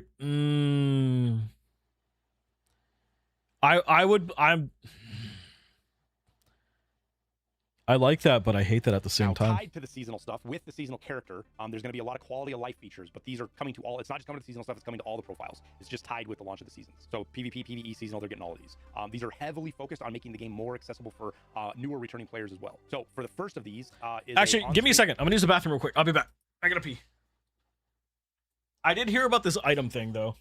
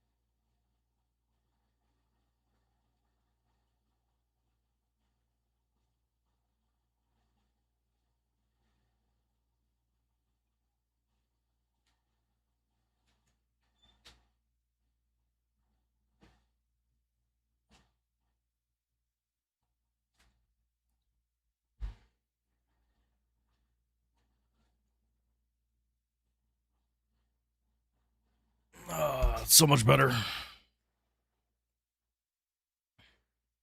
Okay. screen UI element to help you find quest items. So as you get close to the location of where the item is, a circle is going to pop up on your screen and highlight in different quadrants to show you a direction to look. And then once you're right there, it all highlights. This is a great feature. I don't have a problem with this. I know there's some hardcore players who are going to scoff at this, and I guess I'm cool with this. Right too. But I'm in the mindset that I want Tarkov to stay healthy, and I want players to keep coming to it. And if you don't have a system to onboard new players and make the game more accessible, at least at the lower ends, you're just not going to have that. Yes, I know we all cut our teeth on the game the hard way, but what's the difference in some of these systems being in the game versus us just looking at a guide on the wiki that shows you exactly where to look? You know what I mean? So that's kind of where I'm at it. If you're taking stuff so players don't have to look on a second monitor and they can stay in the game and get the same effect, I think it's fine. Yeah, with that's this, cool. Along with this, they're going to be adding 2 GPS systems. The first is a very limited system for new players, essentially, to help them find extracts. It's not going to tell them exactly where they're at or where the extract is. These are the keys words. It's going to give them a general idea of the area they need to go to, just to help them along. So just a helper system, if you will. Now there is going to be a second GPS system with an actual map that has more detailed positioning and stuff like that. But Nikita didn't give any real detail on that. So I'm going to be eager to see clips of this in the coming months. As to what exactly this is going to mean. I'm curious to see how this is going to look. The ease of use for newer players is they're going to speed up the insurance for faster returns. Basically, when you die right now, by your next play session, you're not going to see stuff for 24 hours or so. They're going to bump that up a little bit. They're also going to rebalance the hideout progression so that the beginner modules, the very first ones, are a lot easier to unlock, I guess. I don't know how you make them a lot easier. I mean, half of them you just got to give money for the first couple of ones. So I guess they're just going to make it more, they're going to make it easier. I don't know exactly what it is. We'll have to wait and see where they actually land on that. But that's where they're at. And then tied in with all of this, they're going to do an overhaul of all of the tasks to remove or reduce many of the very RNG or grindy elements in the game with these tasks. Nikita said that, he basically explained, and this is obvious for people who've been playing for a long time, that, a lot of these tasks were built before they had all the locations in, and they kind of modified them as they added locations. But like, for example, I don't know if they're changing. This is one I hope they change. Like, I think they need to take Shooterborn in Heaven off of Ground Zero. I think it does very negative things for that map overall. The map already has its struggles, but having players on there doing Ground Zero or Shooterborn in Heaven, that being the only reason players go there, just kind of makes the map bad. So stuff like that. I think that's what we're going to see is some of these tasks that were designed before we even had streets or before we had the Lighthouse edition even. The tasks that weren't designed with the whole game in mind are going to get revamped and made a little bit more cleaning up quests. That's cool. And then somehow I mixed in all of this. They're going to do an overhaul of the traders in terms of gear, when it unlocks, and just have a better spread of items across the levels that makes more sense and flows properly. There's some things you unlock, like for example, the Bastion. You unlock that at level. You have that unlocked right away. What is it, level 1 skier? Or level 1 mechanic or Jaeger, wherever it is, I can't remember. It's level 1. You have it right out the gate, and you can buy that AK dust cover, and it's the best one. And all the other ones you unlock later, it doesn't. That progression just doesn't make sense. So that's the kind of stuff I think they're going to address. And then I think one of the big ones that I've been asking for forever, and this comes back from DMZ. I think was one of the first games I played extraction-wise that had this, that made me go, yes, DMZ, the Call of Duty one that crashed and burned. It's the ability to have group progression on tasks. Nikita said that they're going to bring this in. Grays on Warfare does this. Marathon does this. A lot of games do this.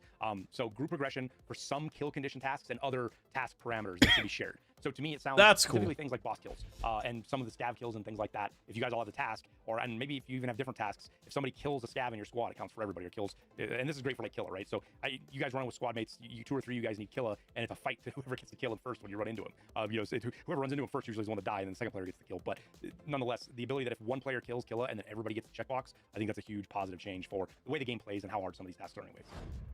They're also going to be expanding the support packs for beginners. A lot of people don't know this, but we already get these. You get them from Proper, and I think it's up to like level 10 or 12 or 15 or something like that. Proper just gives you free shit every so often.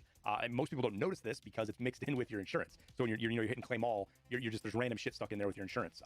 I did not know that. This is just Proper kind of giving you, if you read the dialogue, he's just trying to help you out being a new guy or whatever and give you some stuff. But it really, I mean, it's like an AK. It's sometimes like an AK. It's like, hey, I heard you're getting fucked in the ass in Tarkov. Here's some free shit. To help new players ease into the game. Now, one that I didn't expect to see is they're going to be adding a spectator camera for squad members after you die.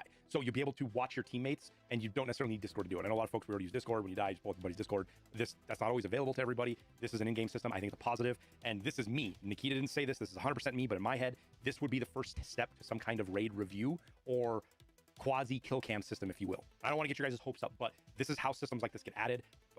You start with the foundational systems that then you can get more utility out of later. Nikita did say that they wanted a kill cam kind of raid review system back in 2024. I believe the fall of 2024 is when it was at TwitchCon. He talked about it, and we haven't heard a word since. And I'm saying that now. I wish I'd asked that question. I'm really curious on how that's going to work. And we'll add that to another question. We'll ask it some other time.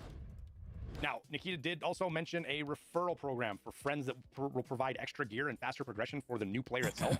Not a lot of details here, but you can see they're really creating a bunch of mechanics and tools to really help out new players.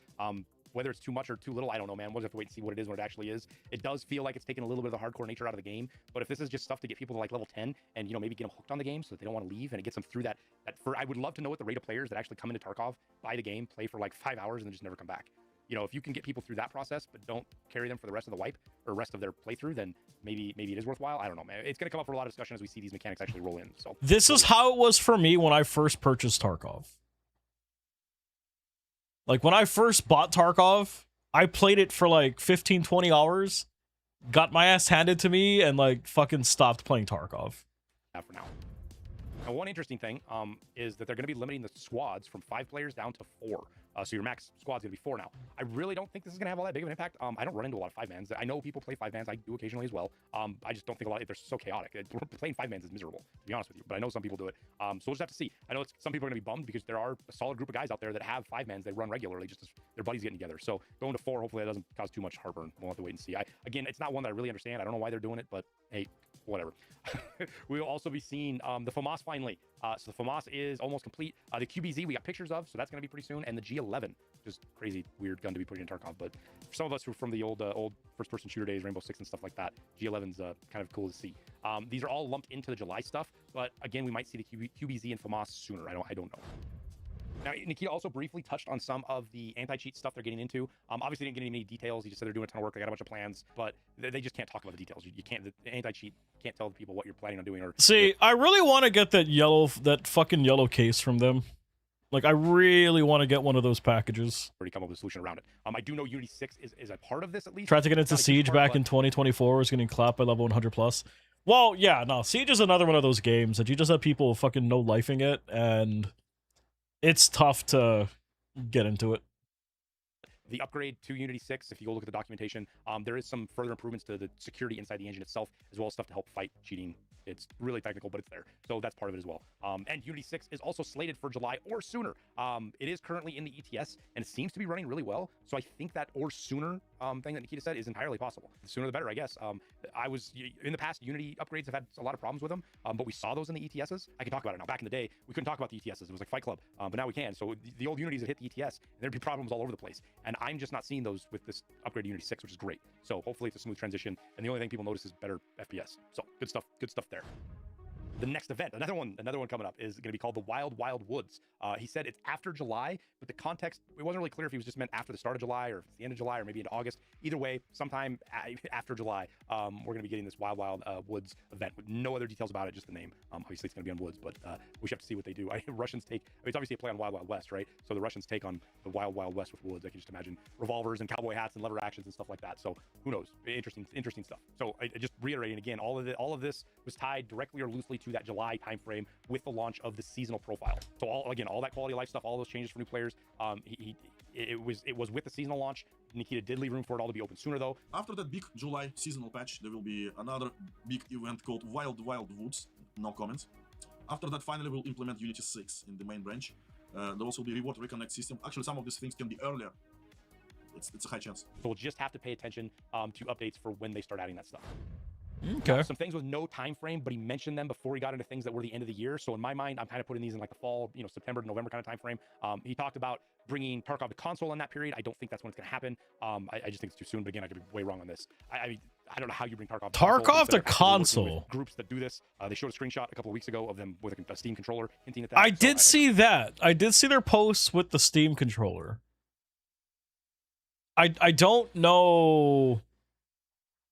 Given the amount of keybinds that Tarkov has, I don't know how that would go. Cool, I guess. I don't know how it's going to work. Also, kind of not date related, they are upending their merch store and getting it localized in the different regions around the world. They want places all over the place. Right now, everything, to my knowledge, comes out of Belarus, which means, I ordered stuff from them and it can take 3, 4, or 5 weeks to get it because in one order. That's why there's no CS on console. Fabe, Counter-Strike was on the it was on Xbox, like, once. I don't know which one it was. Yeah, Counter-Strike 2003. It did come out on the Xbox. They just never did it again. So CS was on consoles. I had some stuff show up in like 2 weeks and some stuff show up in like 5 weeks because one of them got hung up in customs or something. I don't remember exactly what it was. So that whole process sucks. So them moving the merch out of that should make that process better. potentially lead to even higher quality merch as well, which is always good. I don't have a problem with their merch. I don't have one of their shirts on right now, but the last couple of shirts I've got from them, great quality shirts. I've got a bunch of their dog tag things, stuff I've gotten from the cons and stuff. It's all good quality merch. But I just think when you get it into specific countries, the shipping, everything ends up there. Moving on from that stuff though, FSR 4.0 is in production, so I know there's a lot of people that have been asking about that forever, and I think that's with July, but that wasn't 100% clear. So if you're looking forward to that, hopefully it's sooner than later. They also announced 2, maybe 3 more Tarkov-based games. One of these might have just been a joke. One is kind of a game, not And really, it was actually fairly sort of good. a top funnel to pull gun nerds into playing Tarkov, but one is for sure a game. Nikita described it as a single-player game that's going to be episode-based. It's going to be able to be played on mobile, though he said it won't be a mobile game. I don't know what to make all that. So yeah, I'm not sure what all that means, but this makes me really. Oh, wonder it's if not Tarkov probably 2020 using is like the something streaming along those services. lines, or I guess it could be something else entirely. But that's where my mind goes when he said this. He says that they already started it. It's actually been in production for over a year, like a year and a half. And Nikita did talk about this already. 2 different times in podcasts last year, he did mention the team was in pre-production of another Tarkov game, the BSG guys. And this obviously wasn't the core fragmentary order game because it was the BSG guys working on it. So it's interesting. We're gonna get some more information on that. So the one that I'm not sure about is he snuck in a quip about a turn-based real-time strategy tactical game, something or other. But the way he said it, I couldn't tell if he was just fucking around and joking, or if he was sneaking that in there, or he could have. I don't know. So here's the clip. You guys can judge for yourself. Lord, what's up, man? You had beans on toast? That does not sound good. So I will make sure to poke around about that some more over the coming months, kind of clarify what's going on. They're not going to give us much information if they don't want to. Not too much, man. They're going to keep this stuff hidden until they're ready to reveal it. This whole thing might just be Nikita playing toy as part of this process. Kind of being lazy on the only stream of the week. Any answers for that? Now the third game is going to be called Tarkov Gun Cyclopedia. It's going to be a free Steam game that is basically the gun modding workbench in Tarkov. I mean, Critty, I'm not a fan of beans at all, so basically, and as well as test it in the firing range, take screenshots, share builds, all of that kind of stuff. Again, this is a top funnel. It's a free game that people are going to check out that might be into guns, and then realize they can play with their guns in the game. And a lot of us got into Tarkov because of that. Now, I'm one of them. The gun system in Tarkov is one of the first draws to me for the game. But it's a very clever top funnel for the game. But that's really what it is. If you're an existing Tarkov player, I don't know how much you're going to be interested in it. Though he did play. I haven't had it right. No, I just hate beans in general. Bring VR and integrate VR with that itself. Pineapple on pizza, fucking amazing. That might be for those folks that are really into VR. Having that ability, that's it's actually kind of cool. So we'll see. Next up, Prestige for PvE. It's been confirmed for a while. I know people keep asking about it. Yes, PvE is going to get a Prestige. It's not going to be 1-to-1 with PvP. There's going to be something different. I don't know what it is. When are we getting it? Expect it sometime after this summer. So figure fall away. But it is coming. It's there. They're planning on that. Summer after the next summer. Major tease is also going to be sometime after July, and that is this new huge map called End of the Line. It's basically the Icebreaker next stage of. It's not the next stage of Icebreaker. It's a map like Icebreaker. It's their process of going into this whole single player in a multiplayer game thing. It's a huge location with new mechanics and new bosses. It has an underground nuclear power plant, so probably got some radiation to it as well. Again, it's this single player type experience with the event that will hopefully turn into a normal location afterwards, which is basically what they're doing with Icebreaker. So that's what we know for now. We got a bunch of screenshots for it. Cool looking location, but until we get more information, I don't want to make up any information about it until we actually get it. Now, for the end of the year, we have 2 confirmed DLCs now. This will be Scav Life and the Clan System. So Scav Life DLC. Oh, you got the IRO badge. I didn't realize that was up and going already. Second season. I'll have to tune into an IRO stream. We'll do a whole separate video about it because there's a lot of information here that I gotta go dig back up from a couple of things Nikita's talked about. But basically, your Scav's gonna have his own hideout. There's gonna be a communal area where you can commune with. You're going to your hideout and you can hang out and you can play cards and drink with other Scavs apparently. Wait, all what? That kind of shit. Its own quest system. That sounds kind of cool. Deal. So it's gonna be interesting to see what that is. I know a lot of you freaking guys love your Scavs, so I know this is gonna be an exciting DLC for a lot of folks. And you know what? Honestly, selfishly, I'm going to be so excited for the Scav Life DLC because all of the crybabies that talk about, yeah, I got EOD and we didn't get anything we got promised and they're going to charge us for DLC. Once we get Scav Life for free, all those people can just shut the hell up and I don't have to listen to them anymore. I'm so tired of it. So tired. It's got a point there. That's why I want Scav Life DLC because we get the EOD players get their DLC and then that whole conversation just goes away. The clan system. If they got more moving vehicles on the map, that's going to play out and what it means, and how they're going to integrate that into some of the other. No, mainly being that there's not. It's not built out for vehicles, right? Didn't give a lot of detail. There's a lot of history to it, but we're going to be getting the ally healing and knockout mechanic is going to be coming at the end of the year. I honestly thought this was going to be scrapped because we haven't heard much about it in about 2 years now. So I'm glad to see it's coming back. I know some folks aren't happy about it, and I think it's going to be limited. It's not going to be like if the maps are better built out for, if they were bigger and better built out for vehicles, maybe. But realistically, if you hear anybody driving a vehicle around, like it's a death sentence to get out of it. Like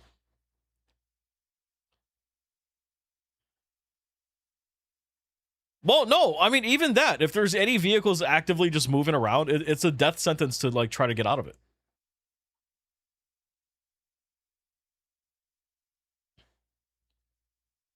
Like, even getting in and out of a BTR is extremely dangerous.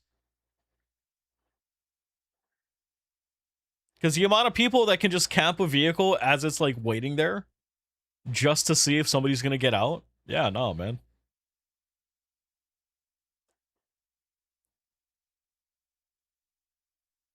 You're back. Welcome back. Like, the BTR is kind of nice because you have the gun on top of it that, like, you can use to kind of protect and shit. But realistically, it's something that you just stare at until it moves again, right? And you're essentially just waiting to see if anybody gets out. And when that happens, you just fucking make sure to take them out. Or marathon where you can always get picked up. I think like headshots and stuff where you're gonna be done now. But the ability for you know, if you get killed but not all the way killed, and your friends can finish the fight out and bring you back alive, I think that's something that could help with Tarkov quite a bit, because it does suck that you're in a raid and you die and you leave the group and you go run a scav raid while you wait for your buddies to get out of the raid. So oh yeah, that does suck. I think it's cool. Again, we'll wait and see what it is. We'll pass judgment after we see all the information. Also excited for peaceful AI or idle animations for scavs and AI like that. So they're more natural behavior and they're not just walking around with their guns pointed everywhere. Hopefully they're like interacting with the map, you know, they're smoking cigarettes, talking with each other, acting like, you know, actual in-world stuff, just more immersive. I think it's something Tarkov has lacked for a very long time and will really up the feeling of the game. So be interesting to see how that is. We're getting mag loading animations, which is a huge realistically I don't give a damn about that overhaul, and having drone warfare, set containers for kits. Nikita kind of fumbled around with describing a little bit. It was kind of hard. I feel that would suck even more. With their sponsor kits, where you can buy a kit for, you know, 2,000 space dollars or whatever, and it's like a blue kit, or if it's 10,000. The amount of shit that you would have to put up with because of that, yeah, I would hate that. You can throw it on real quick. It's got everything you need, and different tiers will obviously be better, stuff like that. It's going to be a system that's just going to make it easier to get back into raid. If you got money and you don't want to put around gear, you can just buy one of these kits and boom, off you go. Next big one, huge one. Night raids are going to be getting an overhaul. Nikita said something like less than 1% of raids are night raids, which makes sense. Night raids kind of suck. Unless you only do them if you have to do them, really. They're going to be changing the loot pools to make them better. So they're different than daytime, so it's an incentive to go. There's going to be different AI and maybe... Because, like, doesn't Lost Light have that fucking drones in the game, too? I know that they brought drones to Arena Breakout, and people were very on the fence about it. I didn't hear anything good about it. I don't know if they actually brought it, if it was just in like one of the betas. Running around at night, which is a huge cool draw to go do it, which means you could finally be able to get their gear, as well as if you're a dorm stuck in a room because the guy's pre-aiming the door. I mean, that happens a lot.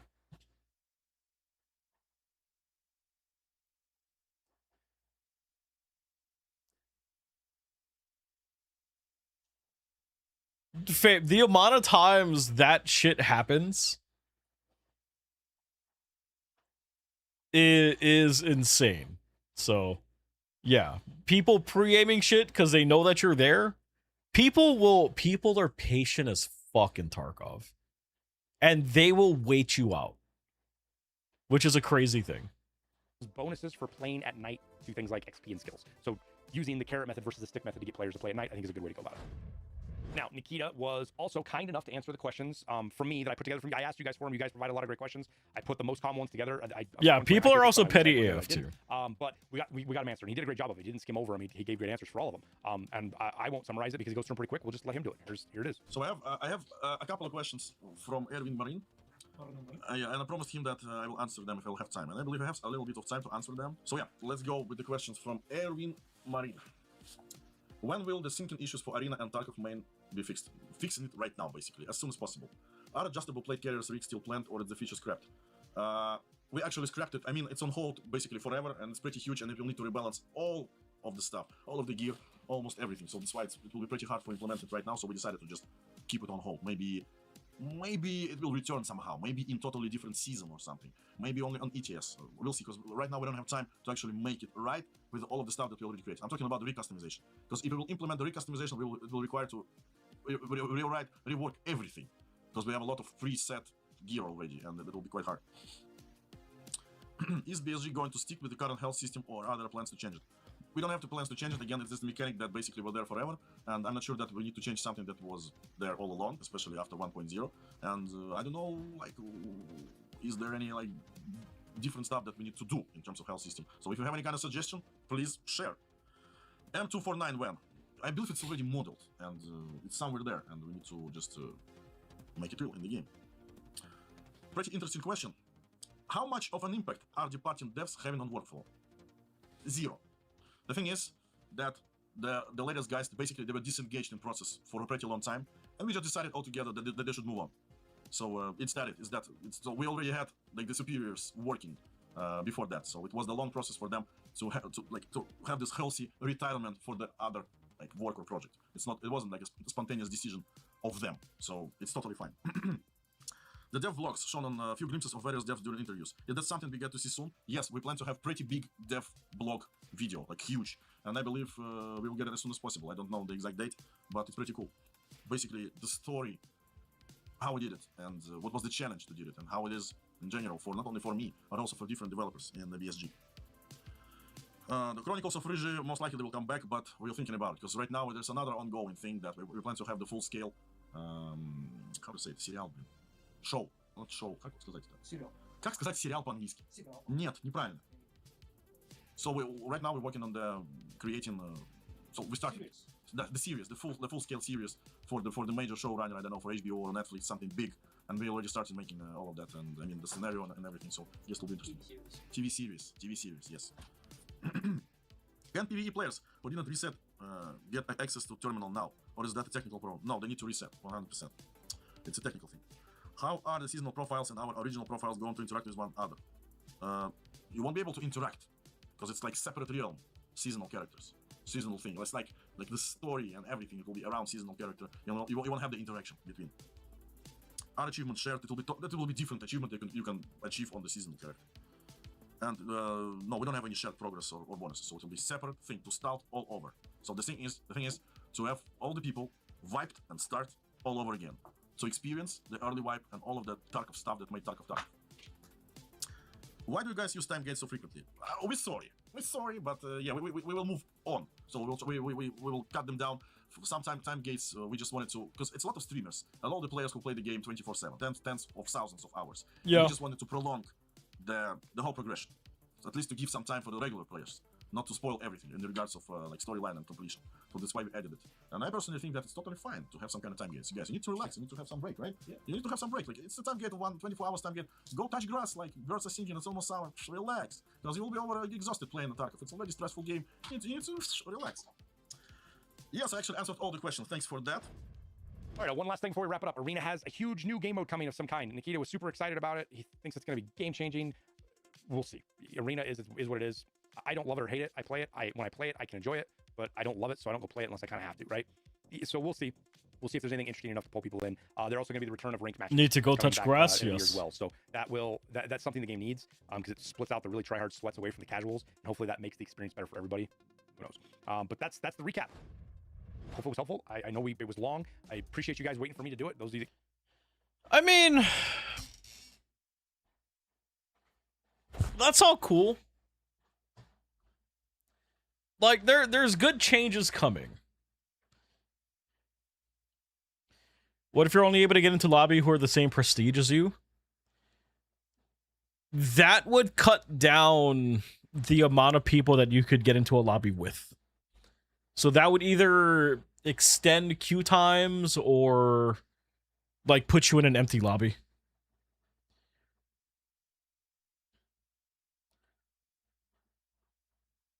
Or it would give people an incentive to never prestige, right? Like, because even for me, the only thing that the only reason why I want to prestige my, what is that? That I want to prestige my PvP character is to prestige 2 so that I can get the CyberTark background. Outside of that, I really don't care about doing it.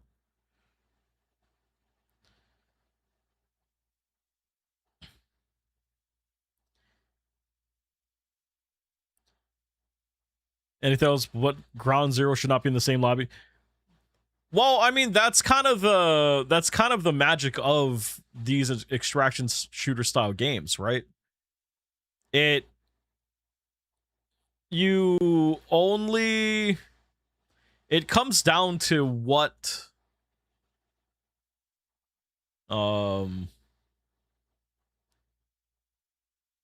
when you queue up, right? Like there's nothing there to protect you that there's no reason why you should be protected like that.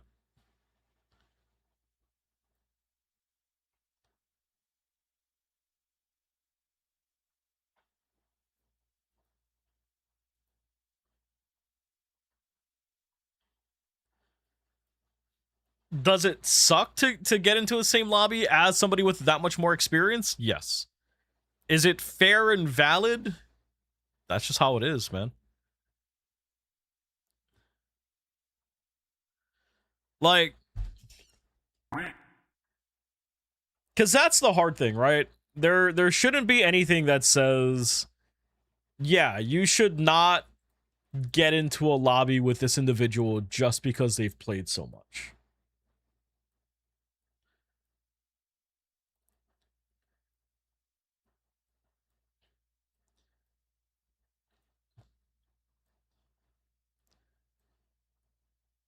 So I can see them not doing that. Like I can understand that it sucks being somebody that this has happened to, right? Well, that makes sense. However, when it comes to Tarkov, it's not as easy.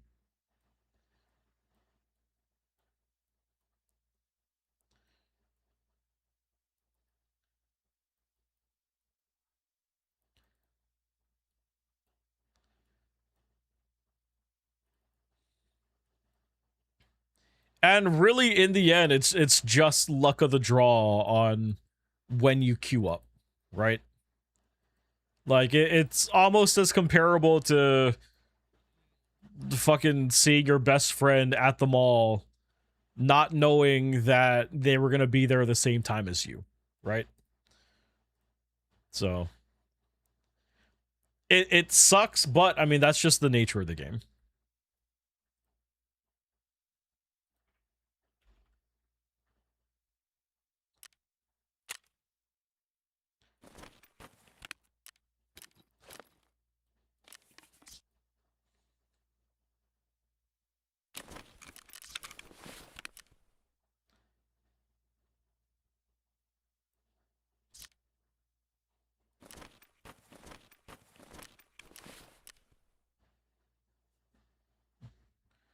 Santa's bag is getting retired.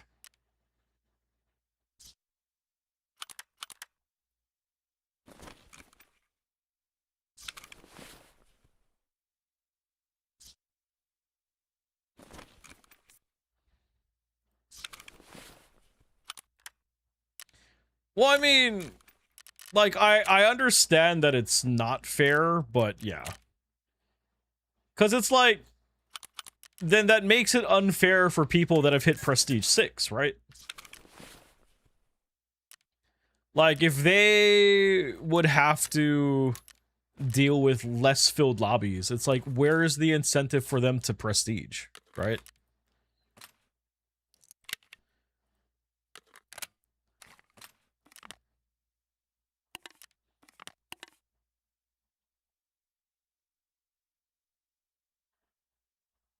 Can you ask me something? Yeah, what's up, man?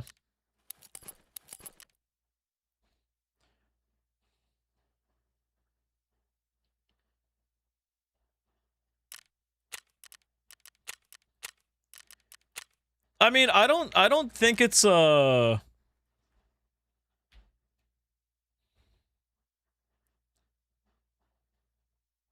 don't think it's a thing of fairness, a fairness thing. Like, I honestly feel that like prestige in COD versus hitting prestige in Tarkov is like two extremely different skill gaps, right? Would I try your test chamber in Portal 2? I mean, maybe one day.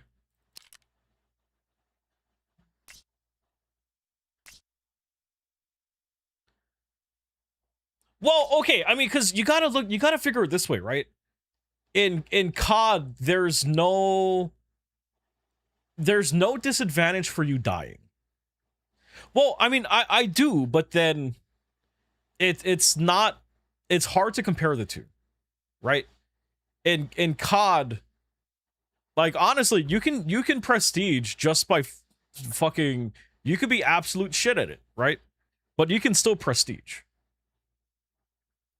Previously with prestige system in Tarkov, like it's not something that you can just skate by and get away with at being mediocre at the game. Right? When would I be free to try your test chamber? I do not have a time and date of when I will be free to try your test chamber. This is really the only open stream that I have this week, so if anything, at the earliest would be sometime next week.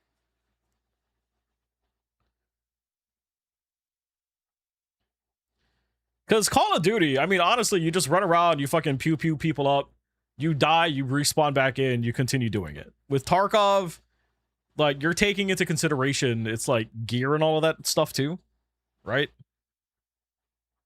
So, I feel in one way, it can be, like, you can look at it the same way as, oh, it's like Prestige 1, right? But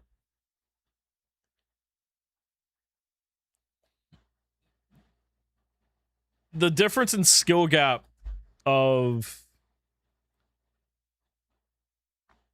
between the two is kind of where things get different, right?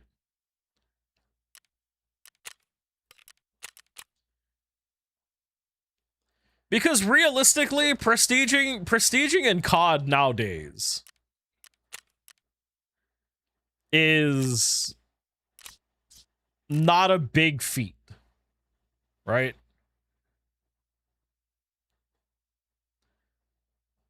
Like, you'll have people pushing prestige day one.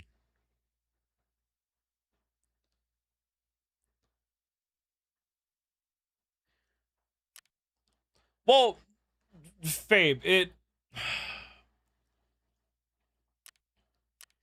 it's understandable, but that, like, I can see where you're coming from.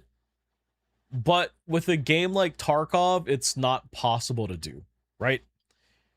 Because what if you're the only person with 100 hours playing at the moment? What are you going to do then? Are you just not going to have anybody else in your lobby? Right?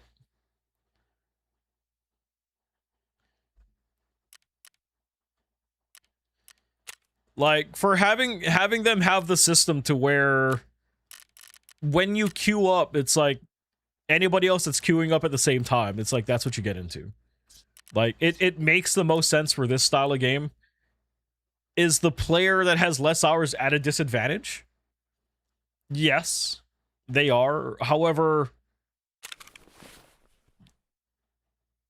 that's part of the learning pains that comes with playing these styles of games.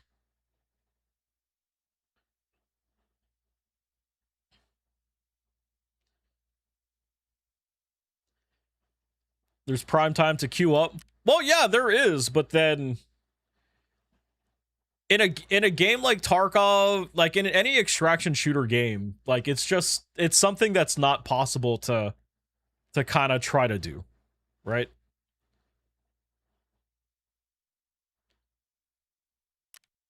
Like, realistically, to like try to group together people that have like the same kind of hour range of playtime, like, you'd end up spending a lot more time of just sitting in a lobby waiting to get into a game versus actually playing. You broke your portal gun? How'd you break your portal gun? I still have to kill more scavs on woods. Let's go back to woods.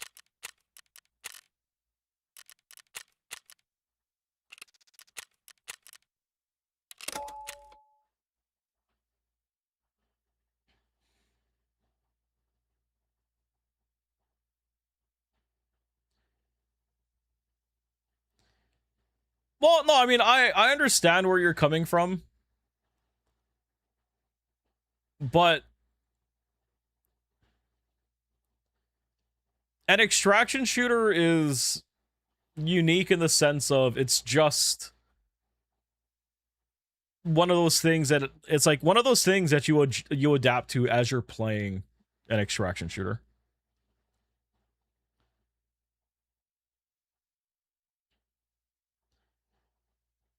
Versus someone who's prestige 6. That's the risk that you take, right?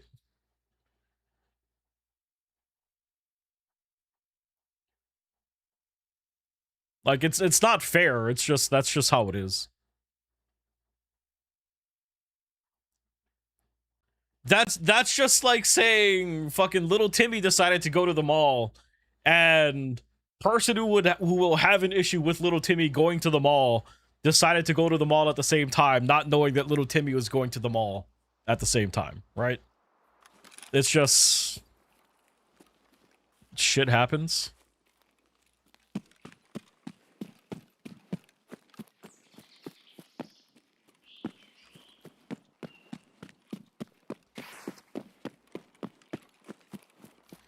Well, I mean, even then, right? Like with a game like Tarkov, there's no asking streamers to make it better, right? Like Tarkov is just one of those games. It's that you're just gonna suffer, right?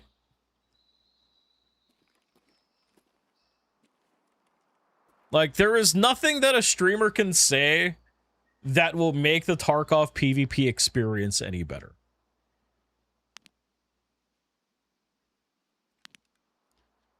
The sinker, so well, yeah, but I mean that's the good and bad thing about Tarkov.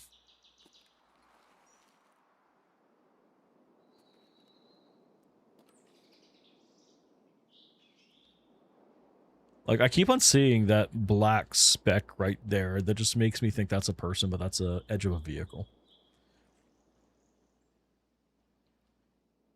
Like the wiki page will help you kind of learn where to go for quests, right? But the wiki page is not going to prepare you for the shit that you're going to come across while you're trying to get to that spot for a quest, right?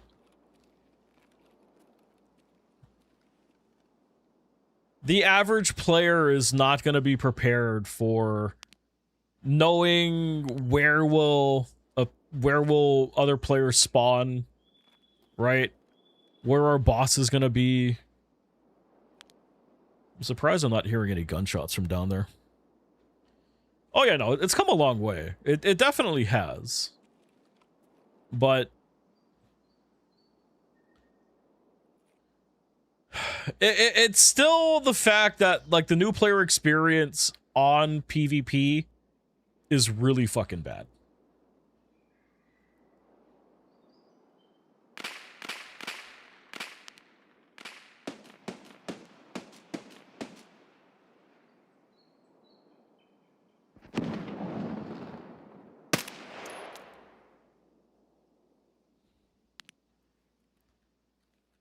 That was a PMC.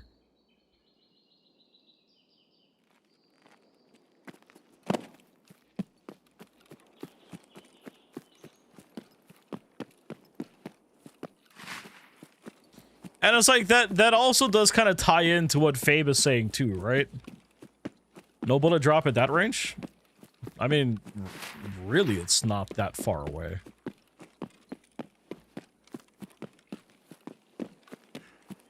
Plus, I'm also shooting at elevation.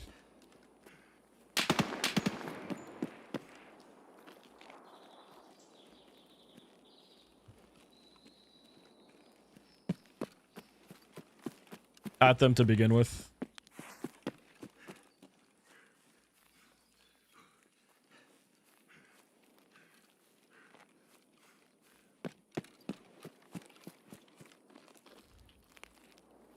Asshole.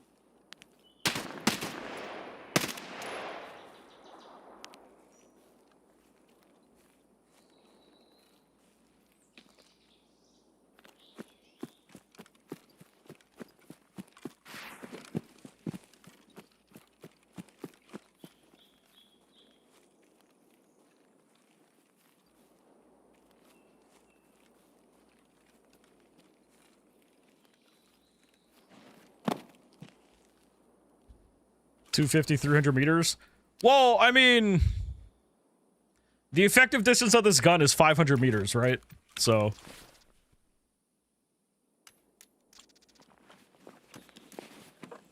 I'm not really pushing the abilities of this gun at all.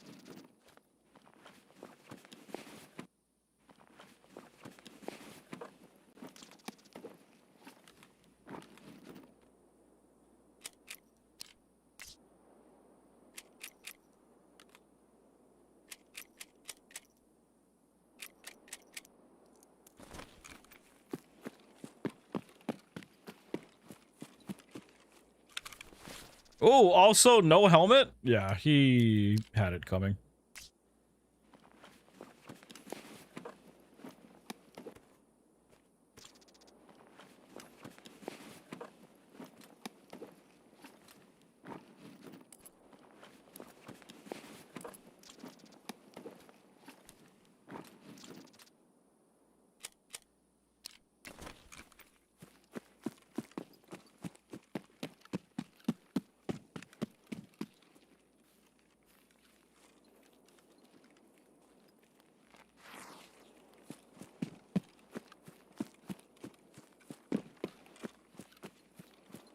All right.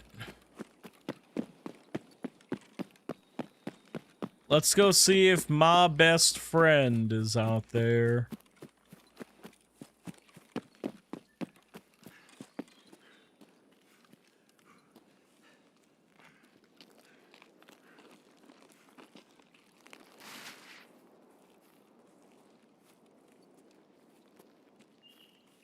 But yeah, all in all, I mean, Tarkov is getting better, but it's still in a odd place, I feel. Good things to come.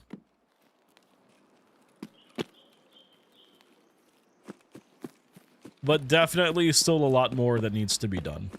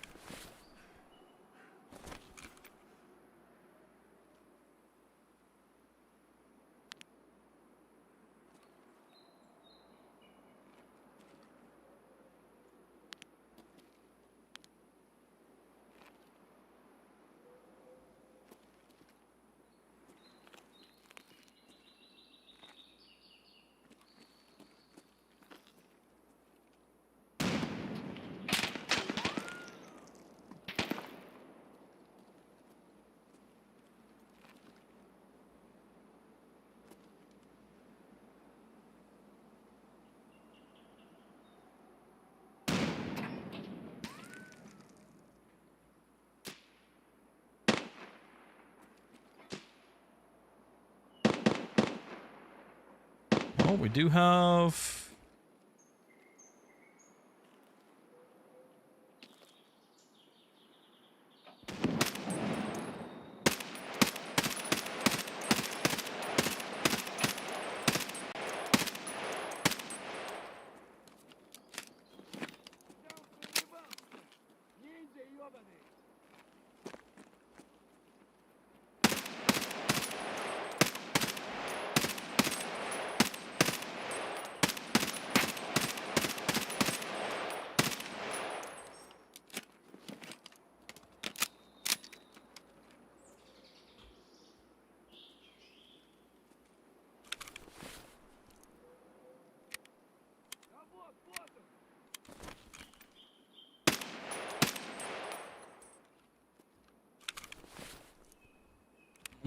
I'm not gonna lie. I feel like he's taunting me now. What the fuck?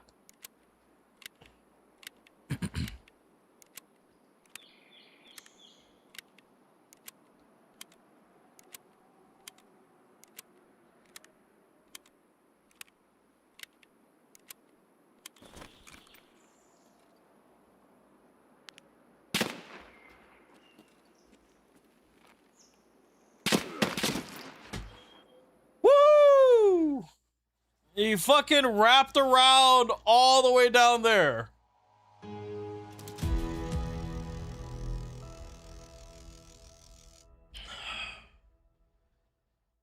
Oh no. I got head fate. Oh, all right, I'll take it. Maybe Rusty, possibly. I don't know.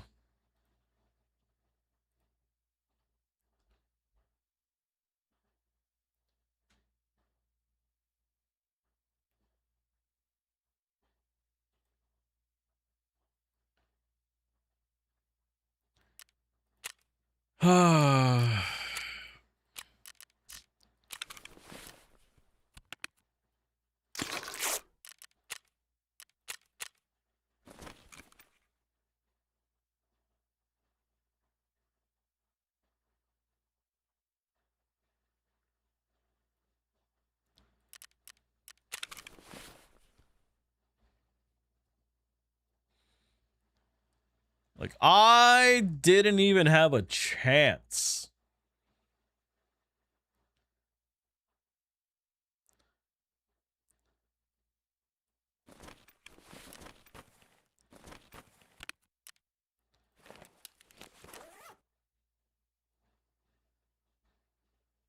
Go to bed. All right, man.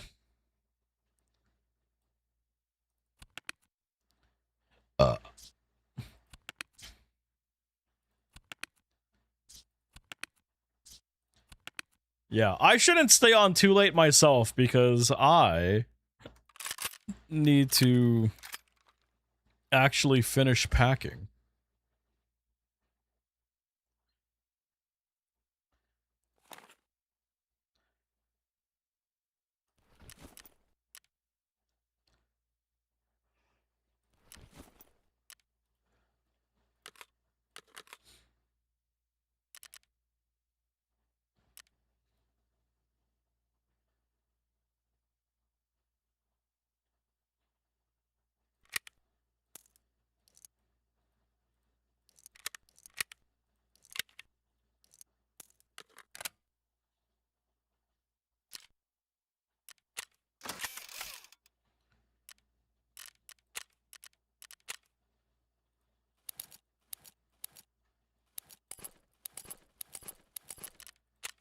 For medical.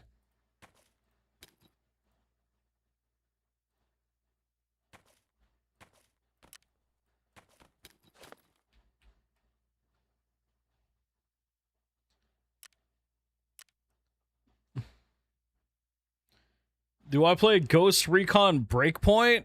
No. I think might have tried it once and then never gone back to it.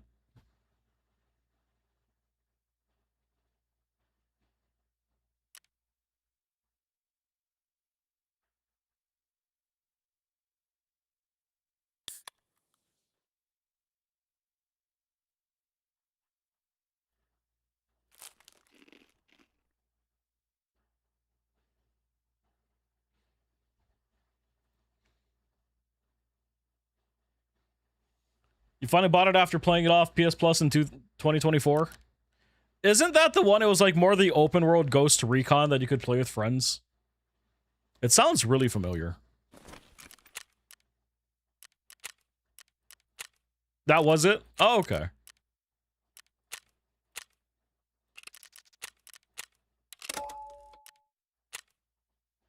I just realized, I don't know if I'm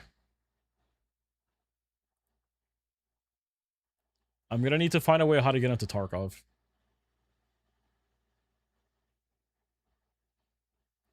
Am I gonna get GTA 6? Yes. Pre-orders apparently starting today. Oh, I have no doubt that it's going to be easy to get GTA 6.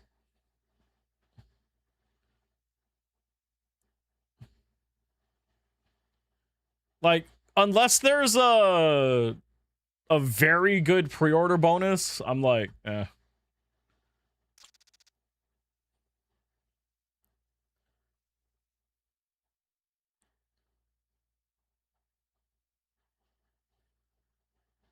But I will be getting it, for sure.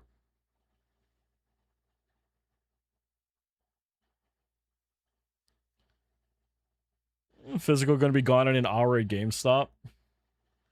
I mean, I would imagine for even GameStop would have a lot of extra copies.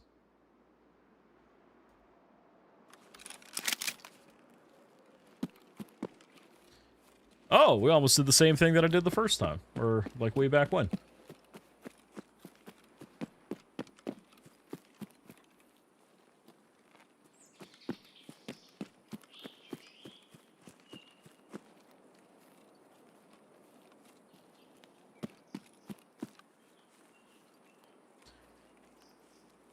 The game is gonna get scalped. Well, okay, honestly, if people are paying scalper prices for a physical copy of GTA 6, like, I don't know, something's wrong with them.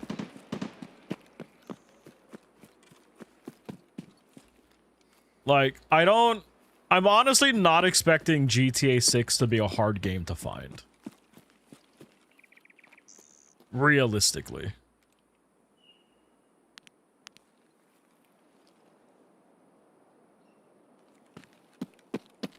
People are gonna no.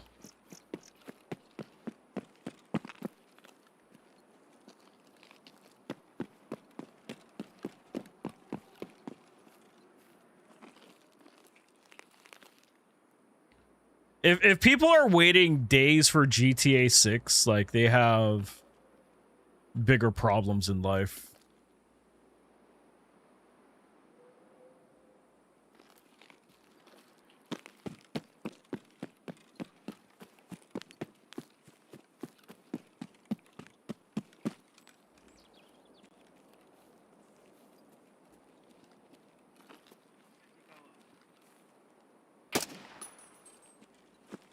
Well, I mean, even then, right? It's like, with the amount of hype that GTA 6 is gonna have, right? Like, there's no way that GameStop's gonna be like, yeah, we're only gonna get like 3 copies in for people that don't pre-order the game. What am I playing? This is Tarkov.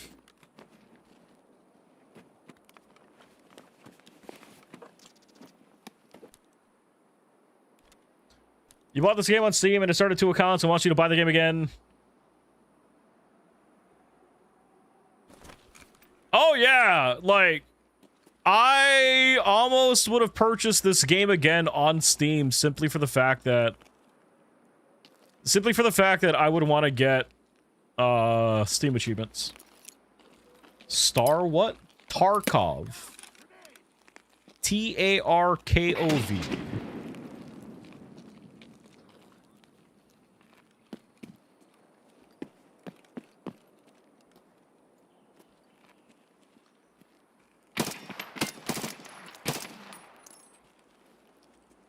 What do Steam achievements do? Absolutely nothing. It's just Steam achievements. Getting old sucks? No.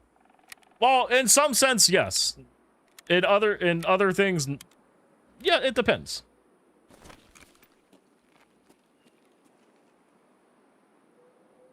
Can't even play it, can't log in, nothing. Well, I mean, okay, so you can log in, like, you don't have to use an account that gets created from the like the Steam Tarkov purchase, right? Like, literally what people were doing, they would purchase a copy of Tarkov on Steam just to get it on Steam. That's it. Like, It's stupid. There's no reason to actually do it.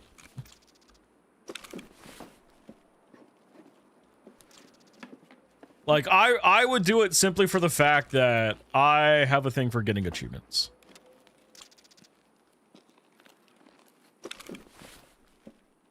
It's like PlayStation achievements, exactly like PlayStation achievements. Like, they're there just to make you feel special. It does absolutely nothing.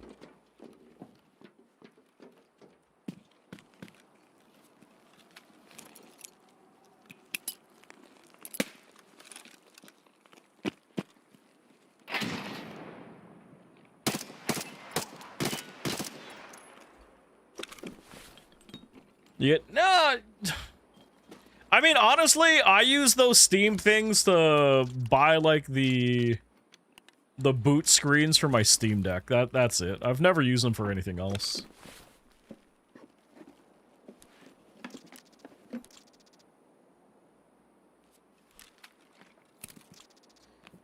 You would get a PC over PS5, but Sony's stingy with Spider-Man and God of War.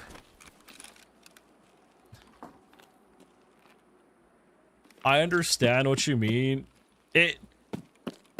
I understand where you're coming from. I mean, at that point, I would just emulate stuff.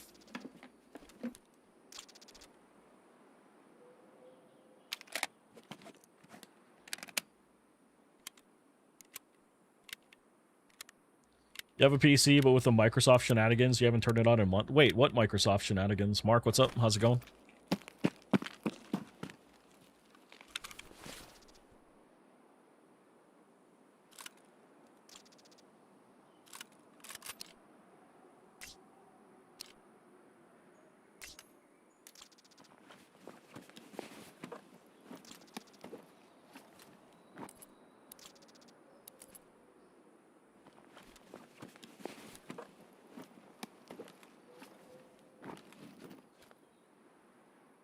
The new security features? What did they change?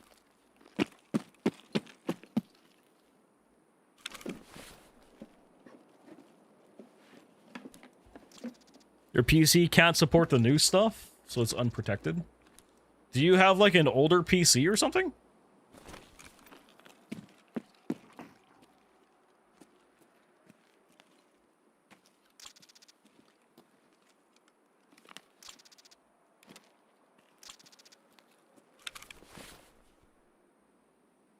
You spent $3K on it?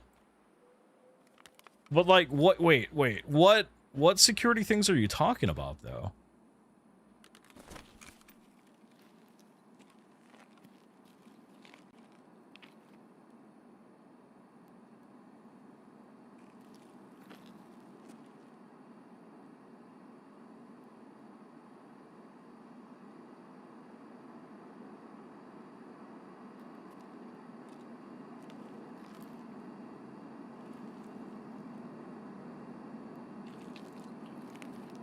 Okay, it's on that side.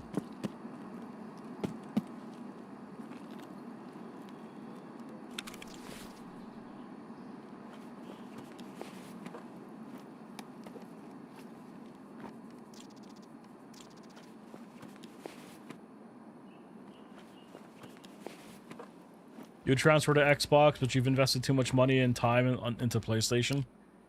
There's always time to change. You should never be locked into a single platform. Unless it's PC. This new stuff or your PC will not be protected?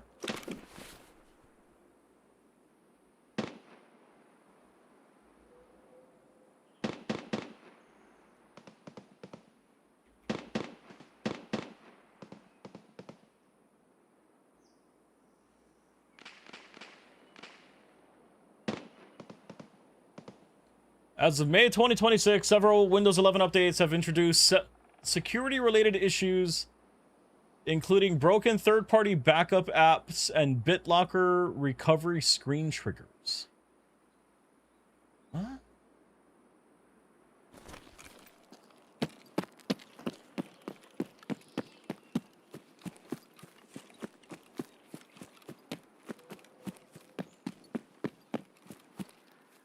Fuck you, Forbes. Take your ad away.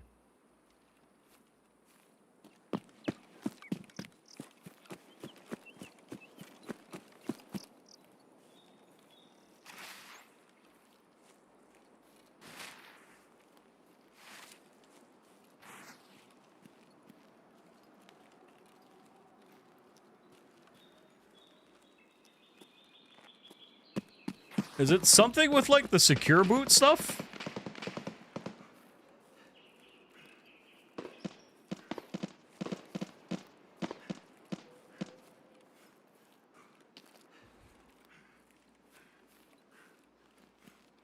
You would probably get Xbox in the future just to play old COD games. Honestly, it's hard to justify buying an Xbox now.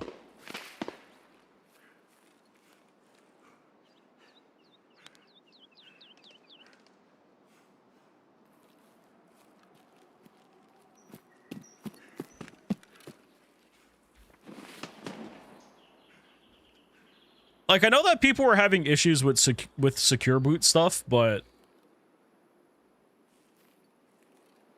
I've always had it on for my builds.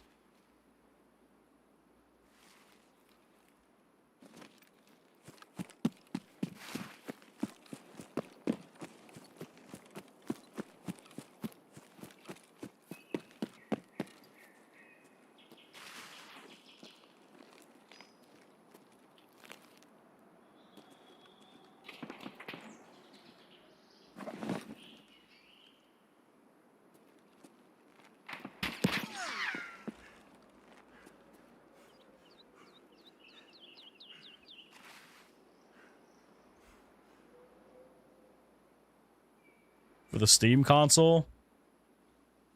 The Steam console does seem interesting. I am very curious on the price of it, though.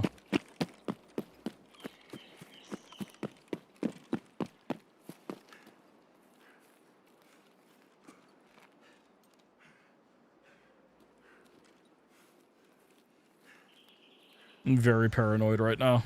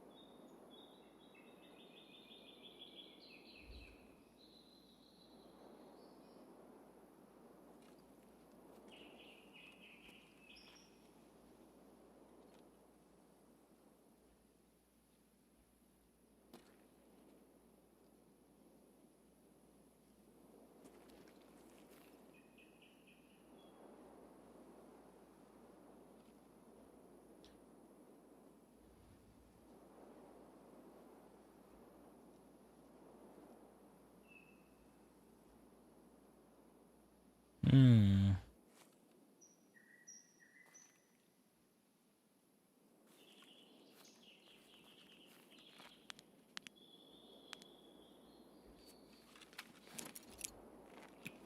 There's a sound. Oh no, that sound will only play when I complete a quest. I needed to kill a couple more scavs to finish up a mission that I had on here.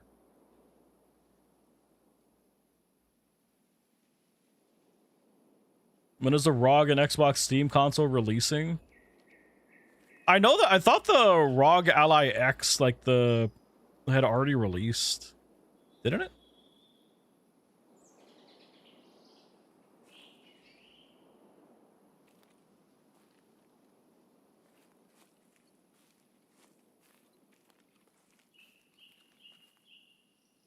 Is there players like AB in here? I'm on PvE at the moment.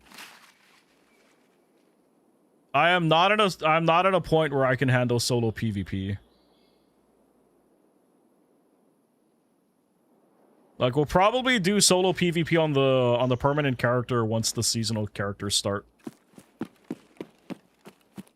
Although, I'll also be forced to fucking do the seasonal character too, so I don't know.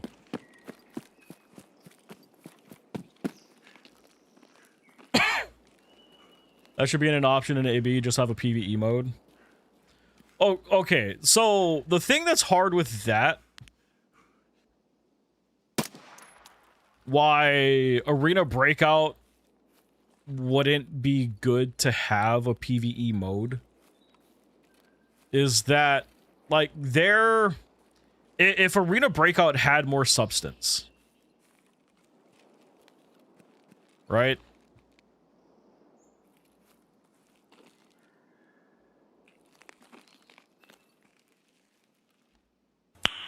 Nice.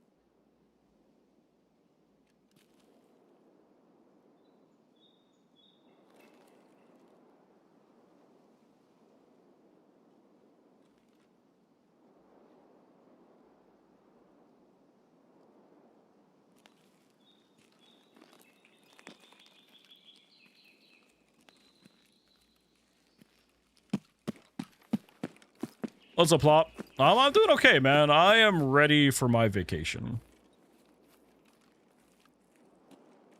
Like, the problem with Arena Breakout,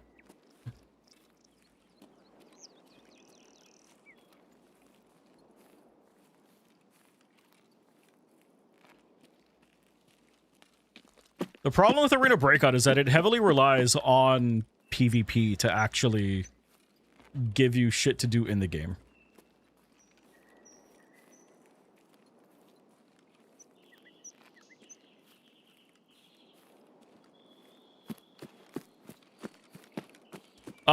I'm gonna Atlanta.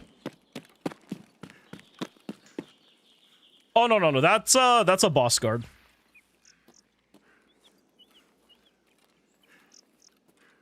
The one that I was looking at and just, like, fucking ran off somewhere and just vanished.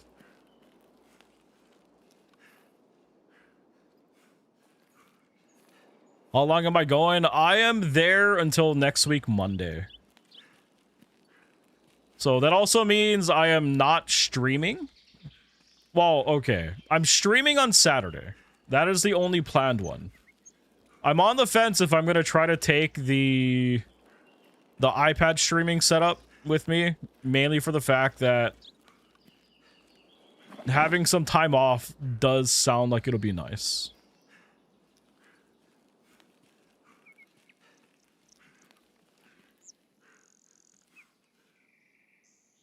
You're not a big fan of PvP or player interactions? I mean, that's the thing that's hard with Arena Breakout. Like, with Arena Breakout, their quest system is absolute fucking trash. Where did that guard run off to?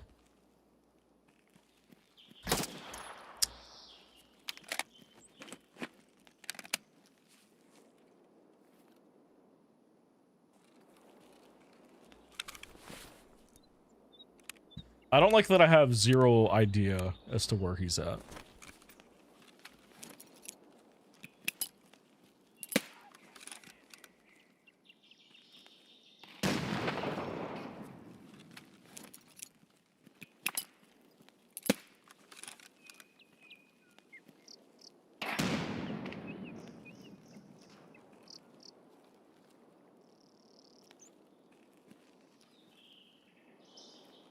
You're gonna work? All right, man, you take it easy.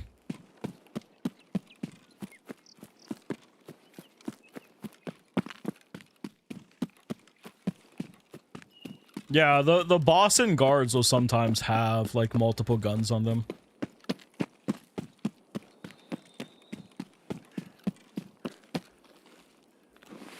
I got one tapped by one earlier tonight, so I'm kind of paranoid.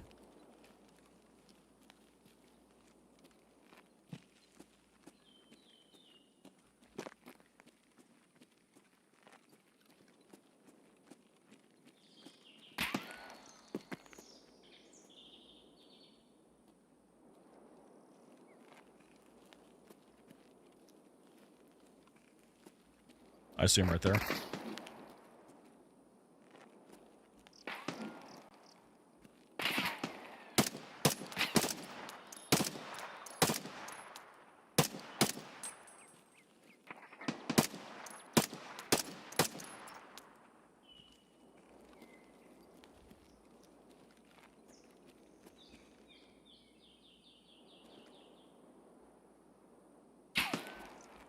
Fuck, I don't like that.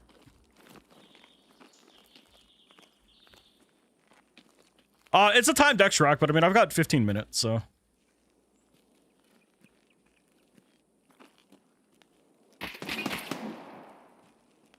Fuck, I don't like that I cannot.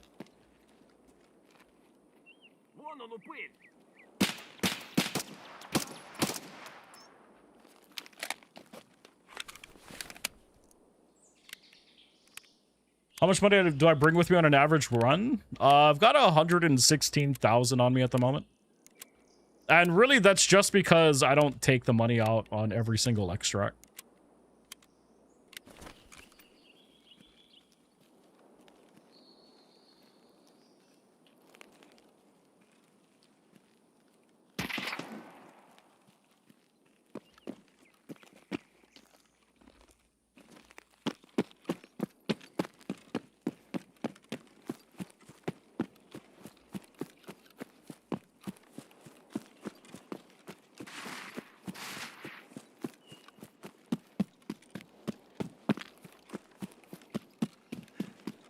So I believe that's Sturman that's shooting at me.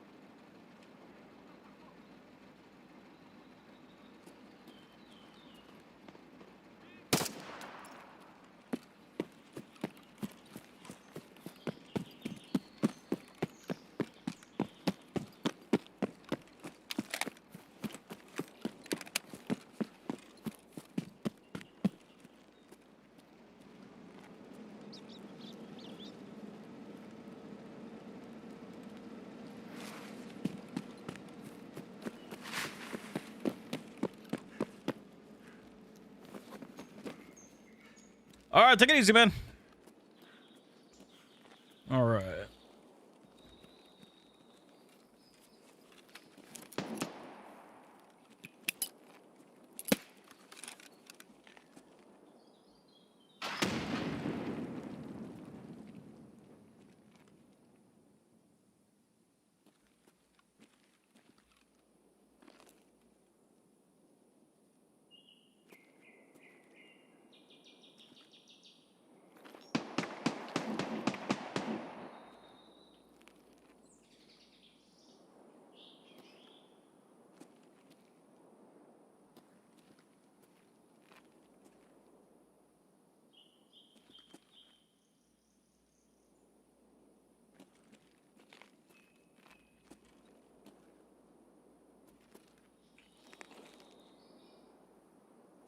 Gonna be honest, I don't fucking like the sound of that.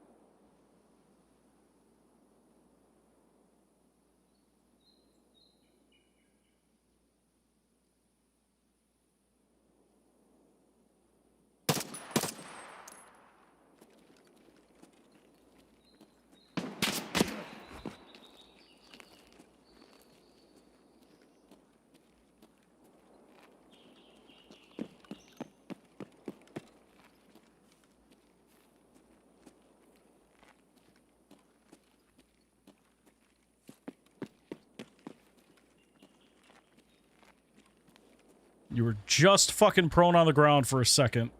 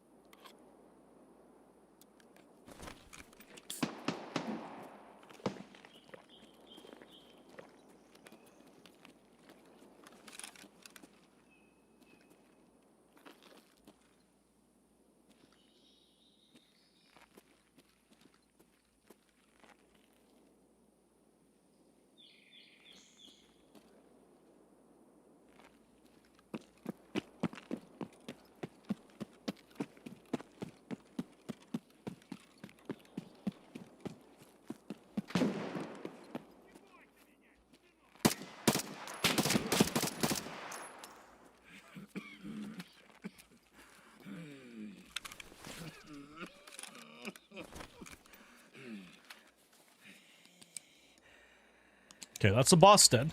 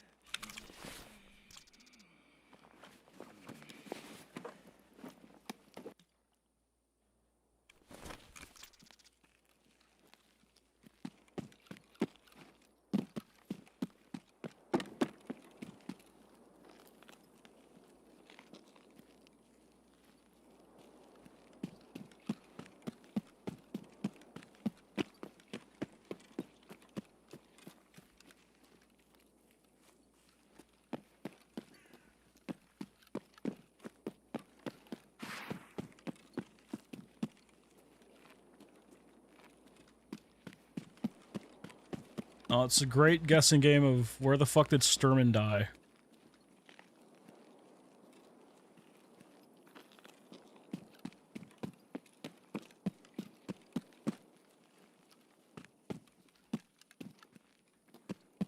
Holy fuck.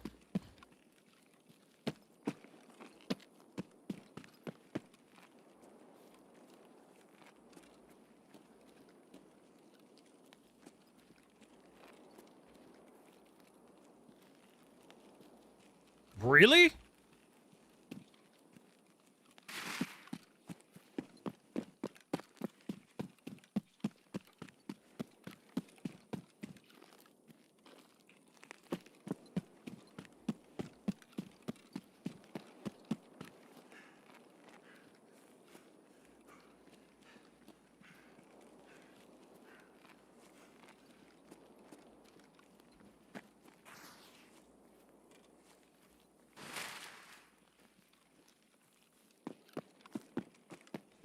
I fucking lost him. I don't know where he died. And I'm running out of time.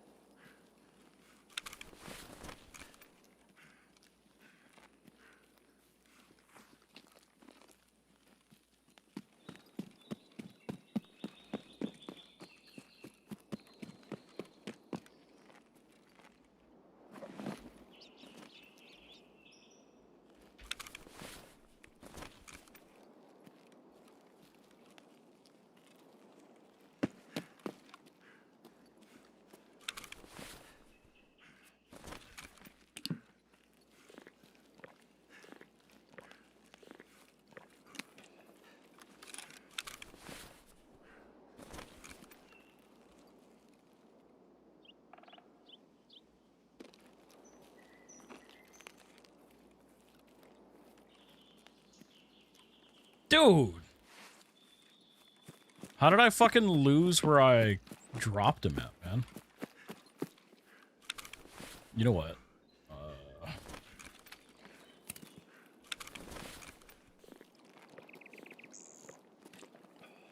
Oh, fuck, and I'm bleeding.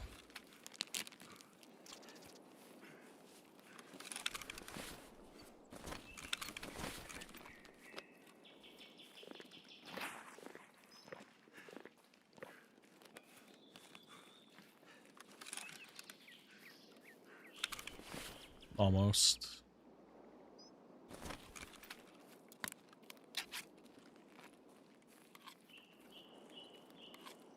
Come on! Let me regen stam while I am walking.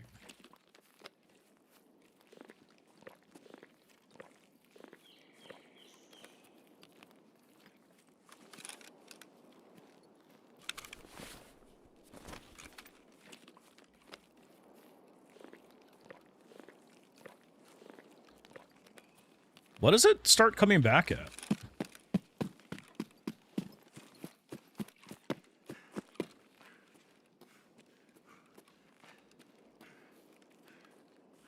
There we go. Okay, we're good.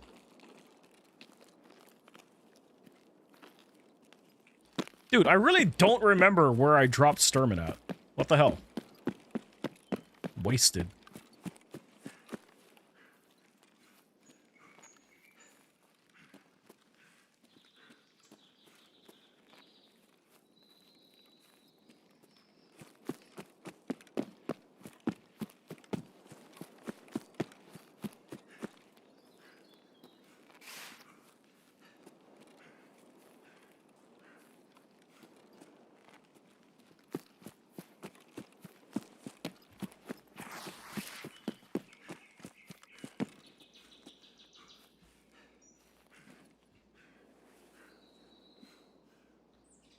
We did it! We lived!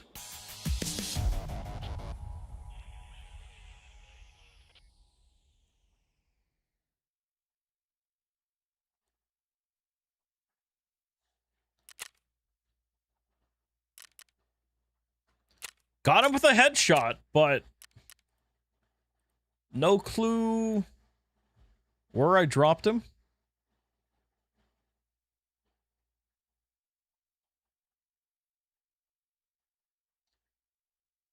Is a whistle, for example, those whistles that pool guards use, an actual instrument? There's no instruments in Tarkov.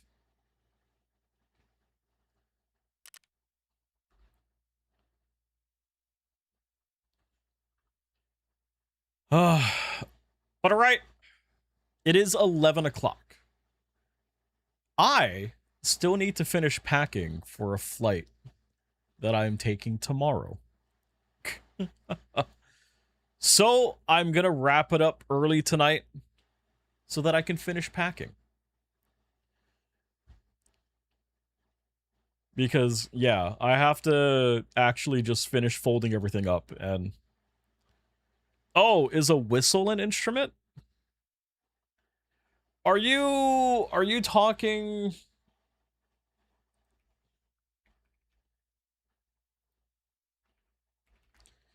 Like, are you talking like an actual whistle like this?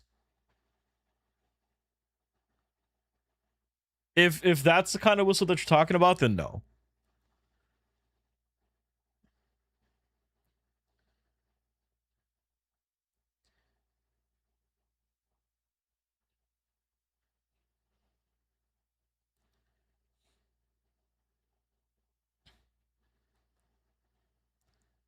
I would not call this an instrument.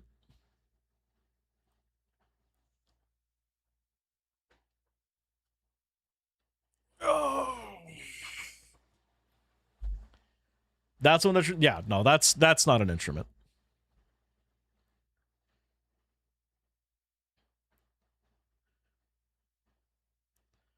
But that is gonna be it for me tonight. I need to finish packing. So yeah, that I can not have to stress tomorrow. this week is gonna be strange. I'm flying out to Atlanta.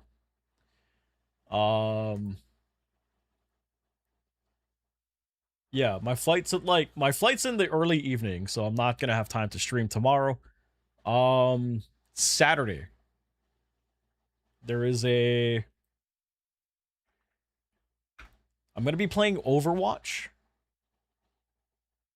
from 10:30 to 12:30 Atlanta time. I don't know what, I think they're 5 hours ahead or 6. Time zones are weird. I'll post up to the Discord when I'm going live. Other than that, I'm gonna use this time as a vacation to just kind of regroup and recover. But yeah, that is gonna be it. I'm gonna go. Thank you for hanging out. I apologize for not being able to stay on longer, but I have to make sure that everything's in order. So I'm gonna go. All right, I'm out. Peace.